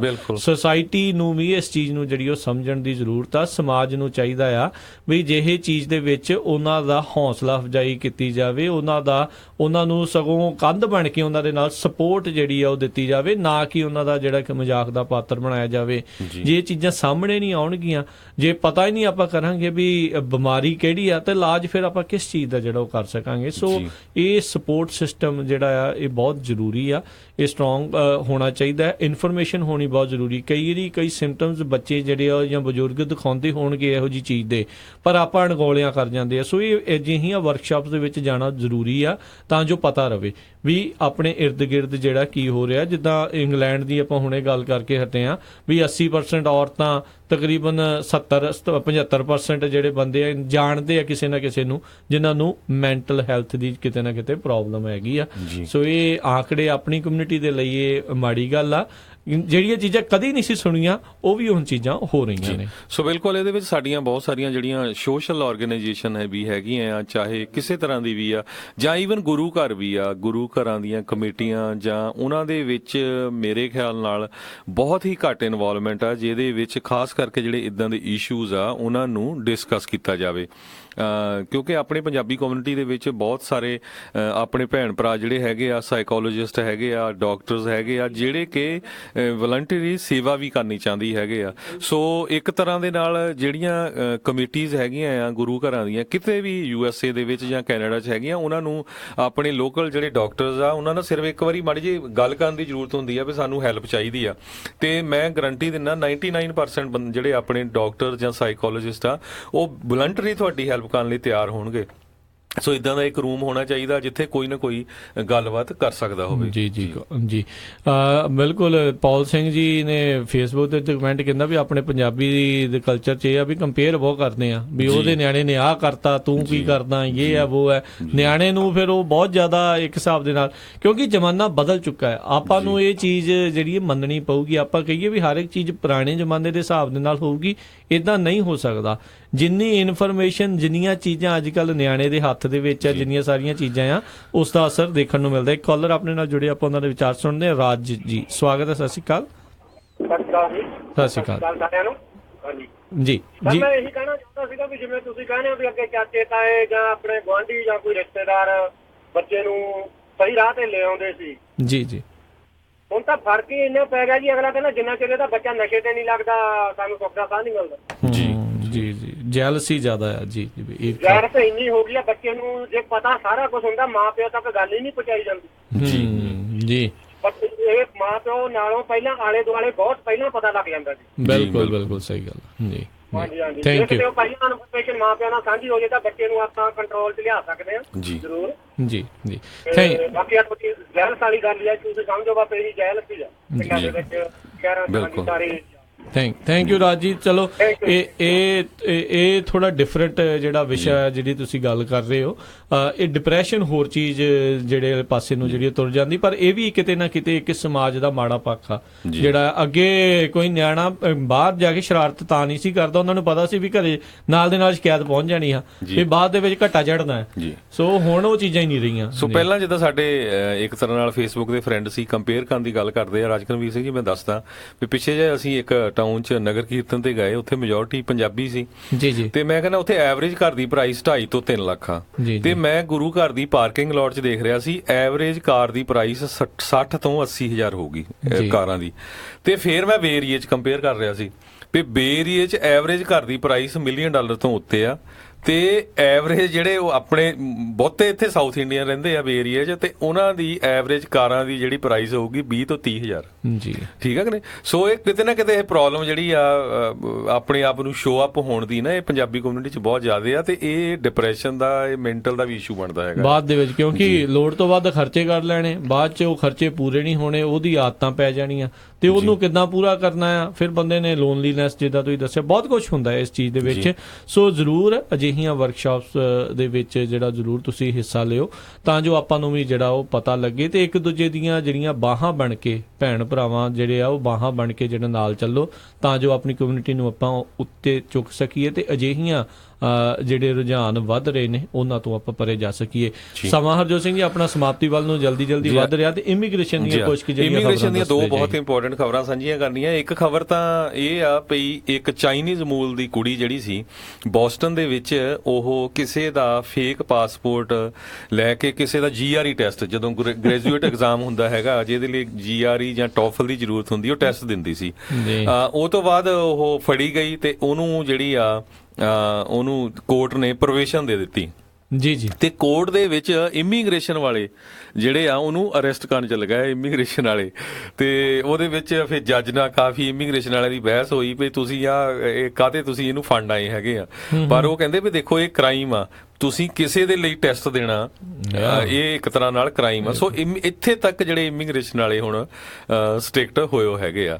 ਤੇ ਜਿਹੜੀ ਦੂਸਰੀ ਅੱਜ ਦੀ ਮੇਨ ਖਬਰ ਆ, ਇਹ ਫੋਰਬਸ ਮੈਗਜ਼ੀਨ ਜਿਹੜਾ ਹੈਗਾ ਕਾਫੀ ਇੰਪੋਰਟੈਂਟ ਮੈਗਜ਼ੀਨ ਆ, ਉਹਨਾਂ ਨੇ ਇਹ ਕਿਹਾ ਹੈਗਾ ਜਿਹੜਾ ਯੂਨਾਈਟਿਡ ਸਟੇਟਸ ਸਿਟੀਜ਼ਨਸ਼ਿਪ ਤੇ ਇਮੀਗ੍ਰੇਸ਼ਨ ਆਫਿਸ ਹੈਗਾ ਆ, ਕਹਿੰਦੇ ਪਈ ਇਹਨਾਂ ਨੇ ਐਂਟੀ ਇਮੀਗ੍ਰੇਸ਼ਨ ਏਜੰਡਾ ਜਿਹੜਾ ਆ ਲਾਗੂ ਕਰਨਾ ਸ਼ੁਰੂ ਕਰ ਦਿੱਤਾ ਹੈਗਾ ਆ। ਬਿਲਕੁਲ, ਜਿੱਦਾਂ ਆਪਾਂ ਥੋੜੇ ਦਿਨ ਪਹਿਲਾਂ ਦੱਸਿਆ ਸੀਗਾ ਵੀ H4B ਵੀਜ਼ੇ ਦੇ ਉੱਤੇ ਜਿਹੜੀ ਉਹਦੇ ਉੱਤੇ ਜਿਹੜੇ ਵਰਕ ਪਰਮਿਟ ਦੀ ਜਿਹੜੀ ਉਹ ਲੀਕ ਇਹਨਾਂ ਨੇ ਖਿੱਚ ਦਿੱਤੀ ਆ, ਤੇ ਇਕੱਲਾ ਇਹੀ ਨਹੀਂ, H1B ਵੀਜ਼ੇ ਦੇ ਵਿੱਚ ਵੀ ਬਹੁਤ ਜ਼ਿਆਦਾ ਜਿਹੜੀ ਉਹ ਸਖਤੀ ਕਰਨ ਜਾ ਰਹੇ ਨੇ ਜੀ। ਕਿਉਂਕਿ ਜਿਹੜਾ H1B ਵੀਜ਼ਾ ਹੈਗਾ ਆ, ਉਹਦੇ ਤੇ ਵੀ ਕਹਿੰਦੇ ਵੀ ਉਹਨਾਂ ਨੇ ਬਹੁਤ ਜ਼ਿਆਦਾ ਇਹ ਵਰਕਆਊਟ ਕਰ ਰਹੇ ਆ ਵੀ ਕਿਸ ਤਰ੍ਹਾਂ ਜਿਹੜਾ ਆ ਇਹਨੂੰ ਸਟ੍ਰਿਕਟ ਕੀਤਾ ਜਾਵੇ, ਤਾਂ ਕਿ ਜਿਹੜੇ ਆ ਆਮ ਜਿੱਦਾਂ ਬਹੁਤੇ ਲੋਕ ਉਹ ਇੱਥੇ ਆ ਕੇ H1 ਵੀਜ਼ਾ ਲੈ ਨਾ ਸਕਣ, ਕਿਉਂਕਿ ਬਾਈ ਅਮਰੀਕਨ ਹਾਇਰ ਅਮਰੀਕਨ ਜਿਹੜਾ ਪ੍ਰੈਜ਼ੀਡੈਂਟ ਟਰੰਪ ਦਾ ਜਿਹੜਾ ਇੱਕ ਤਰ੍ਹਾਂ ਨਾਲ ਲੋਗੋ ਹੀ ਸੀ ਇਲੈਕਸ਼ਨ ਤੋਂ ਪਹਿਲਾਂ, ਤੇ ਉਹਦੇ ਤੇ ਕਹਿੰਦੇ ਇੰਟਰਨਲੀ ਬੈਕਗਰਾਊਂਡ ਉਹਨਾਂ ਨੇ ਜਿਹੜਾ ਕੰਮ ਕਰਨਾ ਸ਼ੁਰੂ ਕੀਤਾ ਹੋਇਆ ਹੈਗਾ ਜੀ। ਬਿਲਕੁਲ, ਇੱਕ ਹੋਰ ਨਵੀਂ ਚੀਜ਼ ਜਿਹੜੀ H1B ਵੀਜ਼ੇ ਦੇ ਵਿੱਚ ਹਰਜੋਤ ਸਿੰਘ ਜੀ ਜਿਹੜੀ ਸਾਹਮਣੇ ਆ ਰਹੀ ਆ, ਜਿਹੜੀ ਕਾਫੀ ਗੱਲ ਸੁਣਨ ਨੂੰ ਮਿਲ ਰਹੀ ਆ। ਅੱਗੇ ਕੀ ਹੁੰਦਾ ਸੀਗਾ, ਲੋਟਰੀ ਸਿਸਟਮ ਸੀਗਾ H1B ਵੀਜ਼ੇ ਦਾ, ਇੱਕ ਬੰਦਾ 4-4 5-5 ਜਗ੍ਹਾ ਤੋਂ ਵੱਖਰੀ ਜਗ੍ਹਾ ਤੋਂ ਜਿਹੜਾ ਅਪਲਾਈ ਕਰ ਲੈਂਦਾ ਸੀ। ਇਹ ਲੂਪ ਹੋਲ ਸੀਗਾ ਜਿਹੜਾ H1B ਵੀਜ਼ੇ ਦਾ। ਕਹਿੰਦੇ ਵੀ ਇਹ ਅਸੀਂ ਬੰਦ ਕਰਨ ਦੀ ਜਿਹੜੀ ਹੁਣ ਕੋਸ਼ਿਸ਼ ਕਰ ਰਹੇ ਹਾਂ, ਵੀ ਇੱਕ ਬੰਦਾ ਜਿਹਦੀਆਂ ਇੱਕ ਤੋਂ ਵੱਧ ਜਿਹੜੀਆਂ ਫਾਈਲਾਂ ਲੱਗੀਆਂ ਹੋਣਗੀਆਂ ਉਹਨੂੰ ਆਟੋਮੈਟਿਕਲੀ ਡਿਨਾਈ ਕਰ ਦੇਣਾ, H1B ਵੀਜ਼ੇ ਨੂੰ ਉਹਨੂੰ ਆਟੋਮੈਟਿਕਲੀ ਡਿਨਾਈ ਕਰ ਦੇਣਾ। ਤੇ ਜੇ ਕੋਈ ਬਾਅਦ ਦੇ ਵਿੱਚ ਫਿਰ ਉਹ ਦੇਖਣਗੇ ਆંકੜੇ ਆਟੋਮੈਟਿਕਲੀ ਘਟ ਜਾਣੇ ਆ, ਫਿਰ ਆਪਣੇ ਆਪ ਉਹਦੇ ਵਿੱਚ ਜਿਹੜਾ ਕਹਿ ਲਓ ਵੀ ਆંકੜੇ ਥੱਲੇ ਆਉਣੇ ਹੀ ਆਉਣੇ ਆ, ਵੀ ਜਿੱਥੇ ਲੱਖ ਬੰਦਾ ਕਰਦਾ ਹੋਊਗਾ, ਜਿਨ੍ਹਾਂ ਨੇ 2-2 3-3 ਵਾਰੀ ਕੀਤਾ ਉਹ ਘਟ ਜਾਣਗੇ। 70,000 ਟੋਟਲ ਜਿਹੜੀ ਲਿਮਿਟ ਦੇਖੀ ਗਈ ਹੈ, ਜਿਨ੍ਹਾਂ ਚੋਂ 20,000 ਮਾਸਟਰ ਡਿਗਰੀ ਵਾਲਿਆਂ ਦੇ ਲਈ ਜਿਹੜੇ ਰੱਖੇ ਹੁੰਦੇ H1B ਵੀਜ਼ੇ ਇਹਨਾਂ ਨੇ ਸਪੈਸ਼ਲ। ਸੋ ਉਹ ਜਦੋਂ ਆંકੜੇ ਘਟਣਗੇ ਤਾਂ ਹੋ ਸਕਦਾ ਵੀ ਫਿਰ ਜਿੰਨੇ ਅਪਲਾਈ ਕਰਨ ਉਹਨਾਂ ਨੂੰ ਆਟੋਮੈਟਿਕਲੀ ਫਿਰ ਮਿਲ ਵੀ ਜਾਵੇ। ਸੋ ਨੰਬਰ ਇਸ ਟਾਈਮ ਅਪਲਾਈ ਜ਼ਿਆਦਾ ਹੋ ਰਹੇ ਆ, ਇੱਕ ਬੰਦਾ ਮਲਟੀਪਲ ਥਾਵਾਂ ਤੋਂ ਜਿਹੜਾ ਉਹ ਅਪਲਾਈ ਕਰ ਲਿਆ, ਤੇ ਉਹ ਲੂਪ ਹੋਲ ਨੂੰ ਜਿਹੜਾ ਉਹ ਬੰਦ ਕਰਨ ਦੀ ਜਿਹੜੀਆਂ ਕੋਸ਼ਿਸ਼ਾਂ ਕਰ ਰਹੇ ਆ। ਕਹਿੰਦੇ ਵੀ ਸ਼ਾਇਦ ਆਉਂਦੇ ਸਾਲ ਦੇ ਵਿੱਚ ਜੇ ਕੋਈ ਮਲਟੀਪਲ ਅਪਲਾਈ ਕਰੂਗਾ ਤਾਂ ਉਹਦੀਆਂ ਜਿੰਨੀਆਂ ਵੀ ਐਪਲੀਕੇਸ਼ਨਸ ਆ ਸਾਰੀਆਂ ਹੀ ਰੱਦ, ਤੇ ਬਾਕੀ ਜਿਹੜੇ ਕੱਲੇ ਜਿਨ੍ਹਾਂ ਨੇ ਇੱਕ ਕੀਤੀ ਆ ਉਹਨਾਂ ਦੇ ਵਿੱਚੋਂ ਲੋਟਰੀ ਕੱਢੀ ਜਾਊਗੀ। ਤੇ ਬਾਅਦ ਦੇ ਵਿੱਚ ਕਹਿੰਦੇ ਹੋ ਸਕਦਾ ਆ ਵੀ ਲੋਟਰੀ ਦੀ ਵੀ ਜਿਹੜੀ ਉਹ ਨੌਬਤ ਨਾ ਆਵੇ, ਜਿੰਨੇ ਅਪਲਾਈ ਕਰਨ ਹੁੰਦਿਆਂ ਨੂੰ ਹੀ ਸ਼ਾਇਦ ਮਿਲ ਜਾਵੇ। ਰੀਜ਼ਨ ਉਹਦੇ ਪਿੱਛੇ ਕੀ ਆ ਵੀ 70,000 ਦਾ ਜਿੱਦਾਂ ਮੈਂ ਦੱਸਿਆ ਵੀ ਲਿਮਟ ਆ, ਜੇ ਉਹ ਅਪਲਾਈ ਕਰਨ ਵਾਲੇ ਉਸ ਤੋਂ ਘੱਟ ਗਏ ਤਾਂ ਫਿਰ ਆਟੋਮੈਟਿਕਲੀ ਸਾਰਿਆਂ ਨੂੰ ਮਿਲੂਗਾ। ਤੇ ਬਹੁਤ ਸਾਰੀਆਂ ਜਿਹੜੀਆਂ ਹੁਣ ਕੰਪਨੀਆਂ ਆ ਹਰਜੋਤ ਸਿੰਘ ਜੀ, ਜਿਹੜੇ ਅੱਗੇ ਸਟਾਫਰ ਜਿਨ੍ਹਾਂ ਨੇ ਕੰਪਨੀਆਂ ਅੱਗੇ ਰੱਖੀਆਂ ਹੁੰਦੀਆਂ ਆ, ਉਹ ਉਹਨਾਂ ਨੂੰ ਹਦਾਇਤਾਂ ਦੇ ਰਹੀਆਂ ਵੀ ਭਾਈ ਸਾਨੂੰ ਕੋਈ ਬਾਹਰਲੇ ਬੰਦੇ ਨਾ ਲਿਆ ਕੇ ਜਿਹੜਾ ਰੱਖੋ, H1B ਵੀਜ਼ੇ ਵਾਲੇ ਨਾ ਸਾਡੇ ਇੱਥੇ ਹੁਣ ਲਿਆਓ, ਸਾਨੂੰ ਅਮਰੀਕਾ ਵਾਲੇ ਜਿਹੜੇ ਬੰਦੇ ਚਾਹੀਦੇ ਆ, ਆਈਦਰ ਜਿਨ੍ਹਾਂ ਦਾ ਸਟੇਟਸ ਗ੍ਰੀਨ ਕਾਰਡ ਵਾਲੇ ਆ ਤੇ ਜਾਂ ਜਿਹੜੇ ਆ ਉਹ ਸਿਟੀਜ਼ਨ ਵਾਲੇ ਹੈਗੇ ਆ, ਤਾਂ ਜੋ ਸਾਨੂੰ ਕੋਈ ਇਦਾਂ ਦੀ ਬਾਅਦ ਚ ਦਿੱਕਤ ਨਾ ਆਵੇ। ਬੰਦੇ ਨੂੰ ਟ੍ਰੇਨ ਕਰੀਏ, ਉਹ ਕੁਛ ਕਰੀਏ, ਬਾਅਦ ਚ H1B ਵੀਜ਼ਾ ਉਹਦਾ ਲੱਗੇ ਨਾ ਤੇ ਉਹਨੂੰ ਇੱਥੋਂ ਬਾਅਦ ਚ ਫਿਰ ਤੋਰਨਾ ਪਵੇ ਤੇ ਨਵੇਂ ਬੰਦੇ ਦੇ ਉੱਤੇ ਫਿਰ ਟ੍ਰੇਨਿੰਗ ਦੇ ਉੱਤੇ ਸਾਡੇ ਪੈਸੇ ਜਾਇਆ ਹੋਣ ਜੀ। ਸੋ ਇੱਕ ਤਰ੍ਹਾਂ ਨਾਲ ਫੋਰਬਸ ਮੈਗਜ਼ੀਨ ਜਿਹੜਾ ਆ ਉਹਦੇ ਮੁਤਾਬਕ ਕਹਿੰਦੇ ਵੀ ਨੇਸ਼ਨ ਆਫ ਇਮੀਗ੍ਰੈਂਟਸ ਨੂੰ ਜਿਹੜਾ ਨੇਸ਼ਨ ਵਿਦਆਊਟ ਇਮੀਗ੍ਰੈਂਟਸ ਵੱਲ ਧੱਕਿਆ ਜਾ ਰਿਹਾ ਹੈਗਾ। ਇਹਦੇ ਵਿੱਚ ਜਿਹੜਾ ਇਹ ਹੋਣ ਵਾਲਾ ਐਡਮਿਨਿਸਟ੍ਰੇਸ਼ਨ ਆ ਕਿੰਨਾ ਕੁ ਸਕਸੈਸਫੁਲ ਹੁੰਦਾ ਹੈ ਆਉਣ ਵਾਲੇ ਸਮੇਂ 'ਚ ਪਤਾ ਲੱਗੂਗਾ। ਪਰ USCSI ਦੇ ਡਾਇਰੈਕਟਰ ਜਿਹੜੇ ਫ੍ਰਾਂਸਿਸ ਸਿਸਨਾ ਜਿਨ੍ਹਾਂ ਦਾ ਨਾਮ ਹੈਗਾ, ਉਹ ਬਿਹਾਈਂਡ ਦਾ ਸੀਨ ਕਹਿੰਦੇ ਕਾਫੀ ਕੰਮ ਕਰ ਰਹੇ ਆ ਵੀ ਇਹ ਪਹਿਲਾਂ ਤਾਂ ਸਟੂਡੈਂਟਸ ਇੱਥੇ ਆਉਂਦੇ ਹੈਗੇ ਆ, ਫਿਰ ਉਹ ਡਿਗਰੀ ਲੈਂਦੇ ਆ ਤਾਂ ਫਿਰ ਉਹ ਲੀਗਲ ਇਮੀਗ੍ਰੇਸ਼ਨ ਵੱਲ ਜਾਂਦੇ ਆ, ਤੇ ਉਹਨੂੰ ਵੀ ਕਿਸ ਤਰ੍ਹਾਂ ਘਟਾਇਆ ਜਾਵੇ। ਸਾਰਿਆਂ ਨੂੰ ਯਾਦ ਹੋਊਗਾ ਵੀ ਕਿਸ ਤਰ੍ਹਾਂ ਜਿਹੜੇ ਪੋਲੀਟੀਕਲ ਅਸਾਈਲਮ ਵਾਲੇ ਆ ਉਹਨਾਂ ਤੇ ਵੀ ਬਹੁਤ ਜ਼ਿਆਦਾ ਇਹਨਾਂ ਨੇ ਆਪਣੀ ਸਕੰਜਾ ਕੱਸ ਦਿੱਤਾ ਹੈ, ਤੇ ਉਹਨਾਂ ਦੀ ਜਿਹੜੇ ਆਉਣ ਵਾਲੇ ਲੋਕਾਂ ਨੂੰ ਪੋਲੀਟੀਕਲ ਅਸਾਈਲਮ ਦੇਣ ਵਾਲਿਆਂ ਦੀ ਗਿਣਤੀ 'ਚ ਕਾਫੀ ਘੱਟ ਆ ਗਿਆ ਕਰ ਦਿੱਤਾ ਜੀ ਬਿਲਕੁਲ ਇਹ ਦੇਖਣ ਵਾਲੀ ਗੱਲ ਆ। ਬਾਕੀ ਜਿਹੜੀ ਪਿਛਲੇ ਦਿਨਾਂ 'ਚ ਵੀ ਇਹ ਕਾਫੀ ਉਦੋਂ ਗੱਲ ਇਹਨਾਂ ਦੀ ਚੱਲੀ ਸੀ, ਜਿਹੜੇ ਡਾਇਰੈਕਟਰ ਫ੍ਰਾਂਸਿਸ ਸਿਸਨਾ ਆ ਉਹ ਆਪ ਇੱਕ ਇਮੀਗ੍ਰੈਂਟ ਨੇ, ਜੋ ਕਿ ਮੈਜੋਰਟੀ ਜਿਹੜਾ ਅਮਰੀਕਾ ਹੈ ਉਹ ਇਮੀਗ੍ਰੈਂਟਸ ਆ, ਜਿੱਦਾਂ ਲੈਂਡ ਆਫ ਇਮੀਗ੍ਰੈਂਟਸ ਆਖਿਆ ਜਾਂਦਾ ਆ। ਤੇ ਜਿੱਦਾਂ ਦੇ ਕੰਮ ਕਰ ਰਹੀ ਆ ਇਹ ਜਿਹੜਾ ਪ੍ਰਸ਼ਾਸਨ, ਇਹ ਸਰਕਾਰ, ਤੇ ਜਿੱਦਾਂ ਤੁਸੀਂ ਦੱਸਿਆ ਵੀ ਲੈਂਡ ਵਿਦਆਊਟ ਇਮੀਗ੍ਰੈਂਟ ਬਣਾਉਣ ਦਾ, ਨੇਸ਼ਨ ਵਿਦਆਊਟ ਇਮੀਗ੍ਰੈਂਟਸ ਇਹ ਬਣਾਉਣ ਦੀ ਇਹਨਾਂ ਨੇ ਕਰ ਰਹੇ ਆ ਚੇਂਜਸ ਜਿਹੜੇ ਉਹ ਕਰ ਰਹੇ ਨੇ। ਕਹਿੰਦੇ ਵੀ ਬਿਹਾਈਂਡ ਦਾ ਸੀਨ ਇੱਥੋਂ ਤੱਕ ਰਾਜਕਨਵੀਰ ਸਿੰਘ ਜੀ ਚਲੇ ਗਏ ਸੀ ਵੀ ਜਦੋਂ ਡਾਕਾ ਵਾਲੀ ਗੱਲ ਹੁੰਦੀ ਸੀ, ਕਹਿੰਦੇ ਵੀ ਅਸੀਂ ਡਾਕਾ ਵਾਲੇ ਸਟੂਡੈਂਟਸ ਨੂੰ ਇਮੀਗ੍ਰੇਸ਼ਨ ਪਰਮਾਨੈਂਟ ਸਟੇਟਸ ਦਾ ਦੇ ਦਿੰਦੇ ਆ, ਪਰ ਤੁਹਾਨੂੰ ਜਿਹੜਾ 1920 ਵੇਲੇ ਜਿਹੜੀ ਇਮੀਗ੍ਰੇਸ਼ਨ ਹੁੰਦੀ ਸੀ ਉਸ ਲੈਵਲ ਤੱਕ ਜਿਹੜੀ ਇਮੀਗ੍ਰੈਂਟਸ ਇੱਥੇ ਆਉਂਦੇ ਆ ਘਟਾਣੇ ਪੈਣਗੇ ਲੋਕ। ਸੋ 1920 ਦੇ ਵਿੱਚ ਕਿੰਨੇ ਕੁ ਲੋਕ ਇੱਥੇ ਲੀਗਲ ਇਮੀਗ੍ਰੈਂਟ ਆਉਂਦੇ ਸੀ ਤੇ ਹੁਣ ਕਿੰਨੇ ਆਉਂਦੇ ਹੈਗੇ ਆ। ਕਹਿੰਦੇ ਵੀ ਇਹ ਗੱਲਬਾਤ ਚੱਲ ਰਹੀ ਸੀ। ਇਹ ਜਿਹੜੀ ਰਿਪੋਰਟ ਆ ਕਾਫੀ ਡਿਟੇਲ ਦੇ ਵਿੱਚ ਅਮਰੀਕਾ ਦਾ ਬਹੁਤ ਹੀ ਵੱਡਾ ਤੇ ਨਾਮਵਰ ਜਿਹੜਾ ਮੈਗਜ਼ੀਨ ਹੈਗਾ ਫੋਰਬਸ, ਉਹਨਾਂ ਨੇ ਇਹ ਪਬਲਿਸ਼ ਕੀਤੀ ਹੈਗੀ ਆ ਜੀ। ਬਿਲਕੁਲ ਕਹਿੰਦੇ ਵੀ 44% ਉਹ ਘਟਾਉਣ ਦੀ ਜਿਹੜੀ ਲੀਗਲ ਇਮੀਗ੍ਰੇਸ਼ਨ ਆ ਉਹ ਸੋਚ ਰਹੇ ਆ ਵੀ ਓਵਰ ਹਾਫ ਸੈਂਚੁਰੀ 22 ਮਿਲੀਅਨ ਘੱਟ ਲੋਕਾਂ ਨੂੰ ਇਮੀਗ੍ਰੇਸ਼ਨ ਜਿਹੜੀ ਆ ਉਹ ਦੇਣ ਦੀ ਉਹਨਾਂ ਨੇ ਕਵਾਇਦ ਇਸ ਟਾਈਮ ਬੰਦੀ ਹੋਈ ਆ। ਬਾਕੀ ਇਹ ਆਉਣ ਵਾਲਾ ਸਮਾਂ ਦੱਸੂਗਾ, ਇਹ ਡਿਪੈਂਡ ਕਰਦਾ ਵੀ ਇਹ ਪ੍ਰਸ਼ਾਸਨ ਕਿੰਨਾ ਚਿਰ ਜਿਹੜਾ ਆ ਉਹ ਇੱਥੇ ਸਰਕਾਰ ਦੇ ਵਿੱਚ, ਸਰਕਾਰ ਉਹਨਾਂ ਦੀ ਬਣੀ ਰਹਿੰਦੀ ਆ, ਤੇ ਅਗਲੀ ਜਿਹੜੀ ਕੋਈ ਸਰਕਾਰ ਜਿਹੜੀ ਉਹ ਬਣੂਗੀ ਉਹਨਾਂ ਦੇ ਜਿਹੜੇ ਕਿੱਦਾਂ ਦੀਆਂ ਨੀਤੀਆਂ ਹੋਣਗੀਆਂ ਇਹ ਸਮਾਂ ਦੱਸੂਗਾ। ਪਰ ਹਾਲ ਦੀ ਘੜੀ ਸਮਾਂ ਸਾਨੂੰ ਇਹ ਕਹਿ ਰਿਹਾ ਵੀ ਅੱਜ ਦੇ ਪ੍ਰੋਗਰਾਮ ਦਾ ਸਮਾਂ ਸਮਾਪਤ ਹੈ। ਮਿਲਾਂਗੇ ਤੁਹਾਨੂੰ ਸਾਰਿਆਂ ਨੂੰ ਕੱਲ ਦੇ ਬੁਲੇਟਿਨ ਦੇ ਵਿੱਚ। ਉਦੋਂ ਤੱਕ ਲਈ ਮੈਨੂੰ ਰਾਜਕਨਵੀਰ ਸਿੰਘ ਤੇ ਮੈਨੂੰ ਹਰਜੋਤ ਸਿੰਘ ਖਾਲਸਾ ਨੂੰ ਇਜਾਜ਼ਤ ਦਿਓ। ਸਾਡੇ ਦੋਨਾਂ ਹੀ ਵੱਲੋਂ ਤੁਹਾਨੂੰ ਸਾਰਿਆਂ ਨੂੰ ਬਹੁਤ ਪਿਆਰ ਸਤਿਕਾਰ ਸਨੇਕੀ ਜਹੀ ਸਤਿ ਸ੍ਰੀ ਅਕਾਲ। ਜਿੰਦੇ ਵਾਸਤੇ ਰਹੋ, ਹੱਸਦੇ ਖੇਲਦੇ ਰਹੋ, ਸੁਣਦੇ ਰਹੋ ਪੰਜਾਬੀ ਰੇਡੀਓ USA।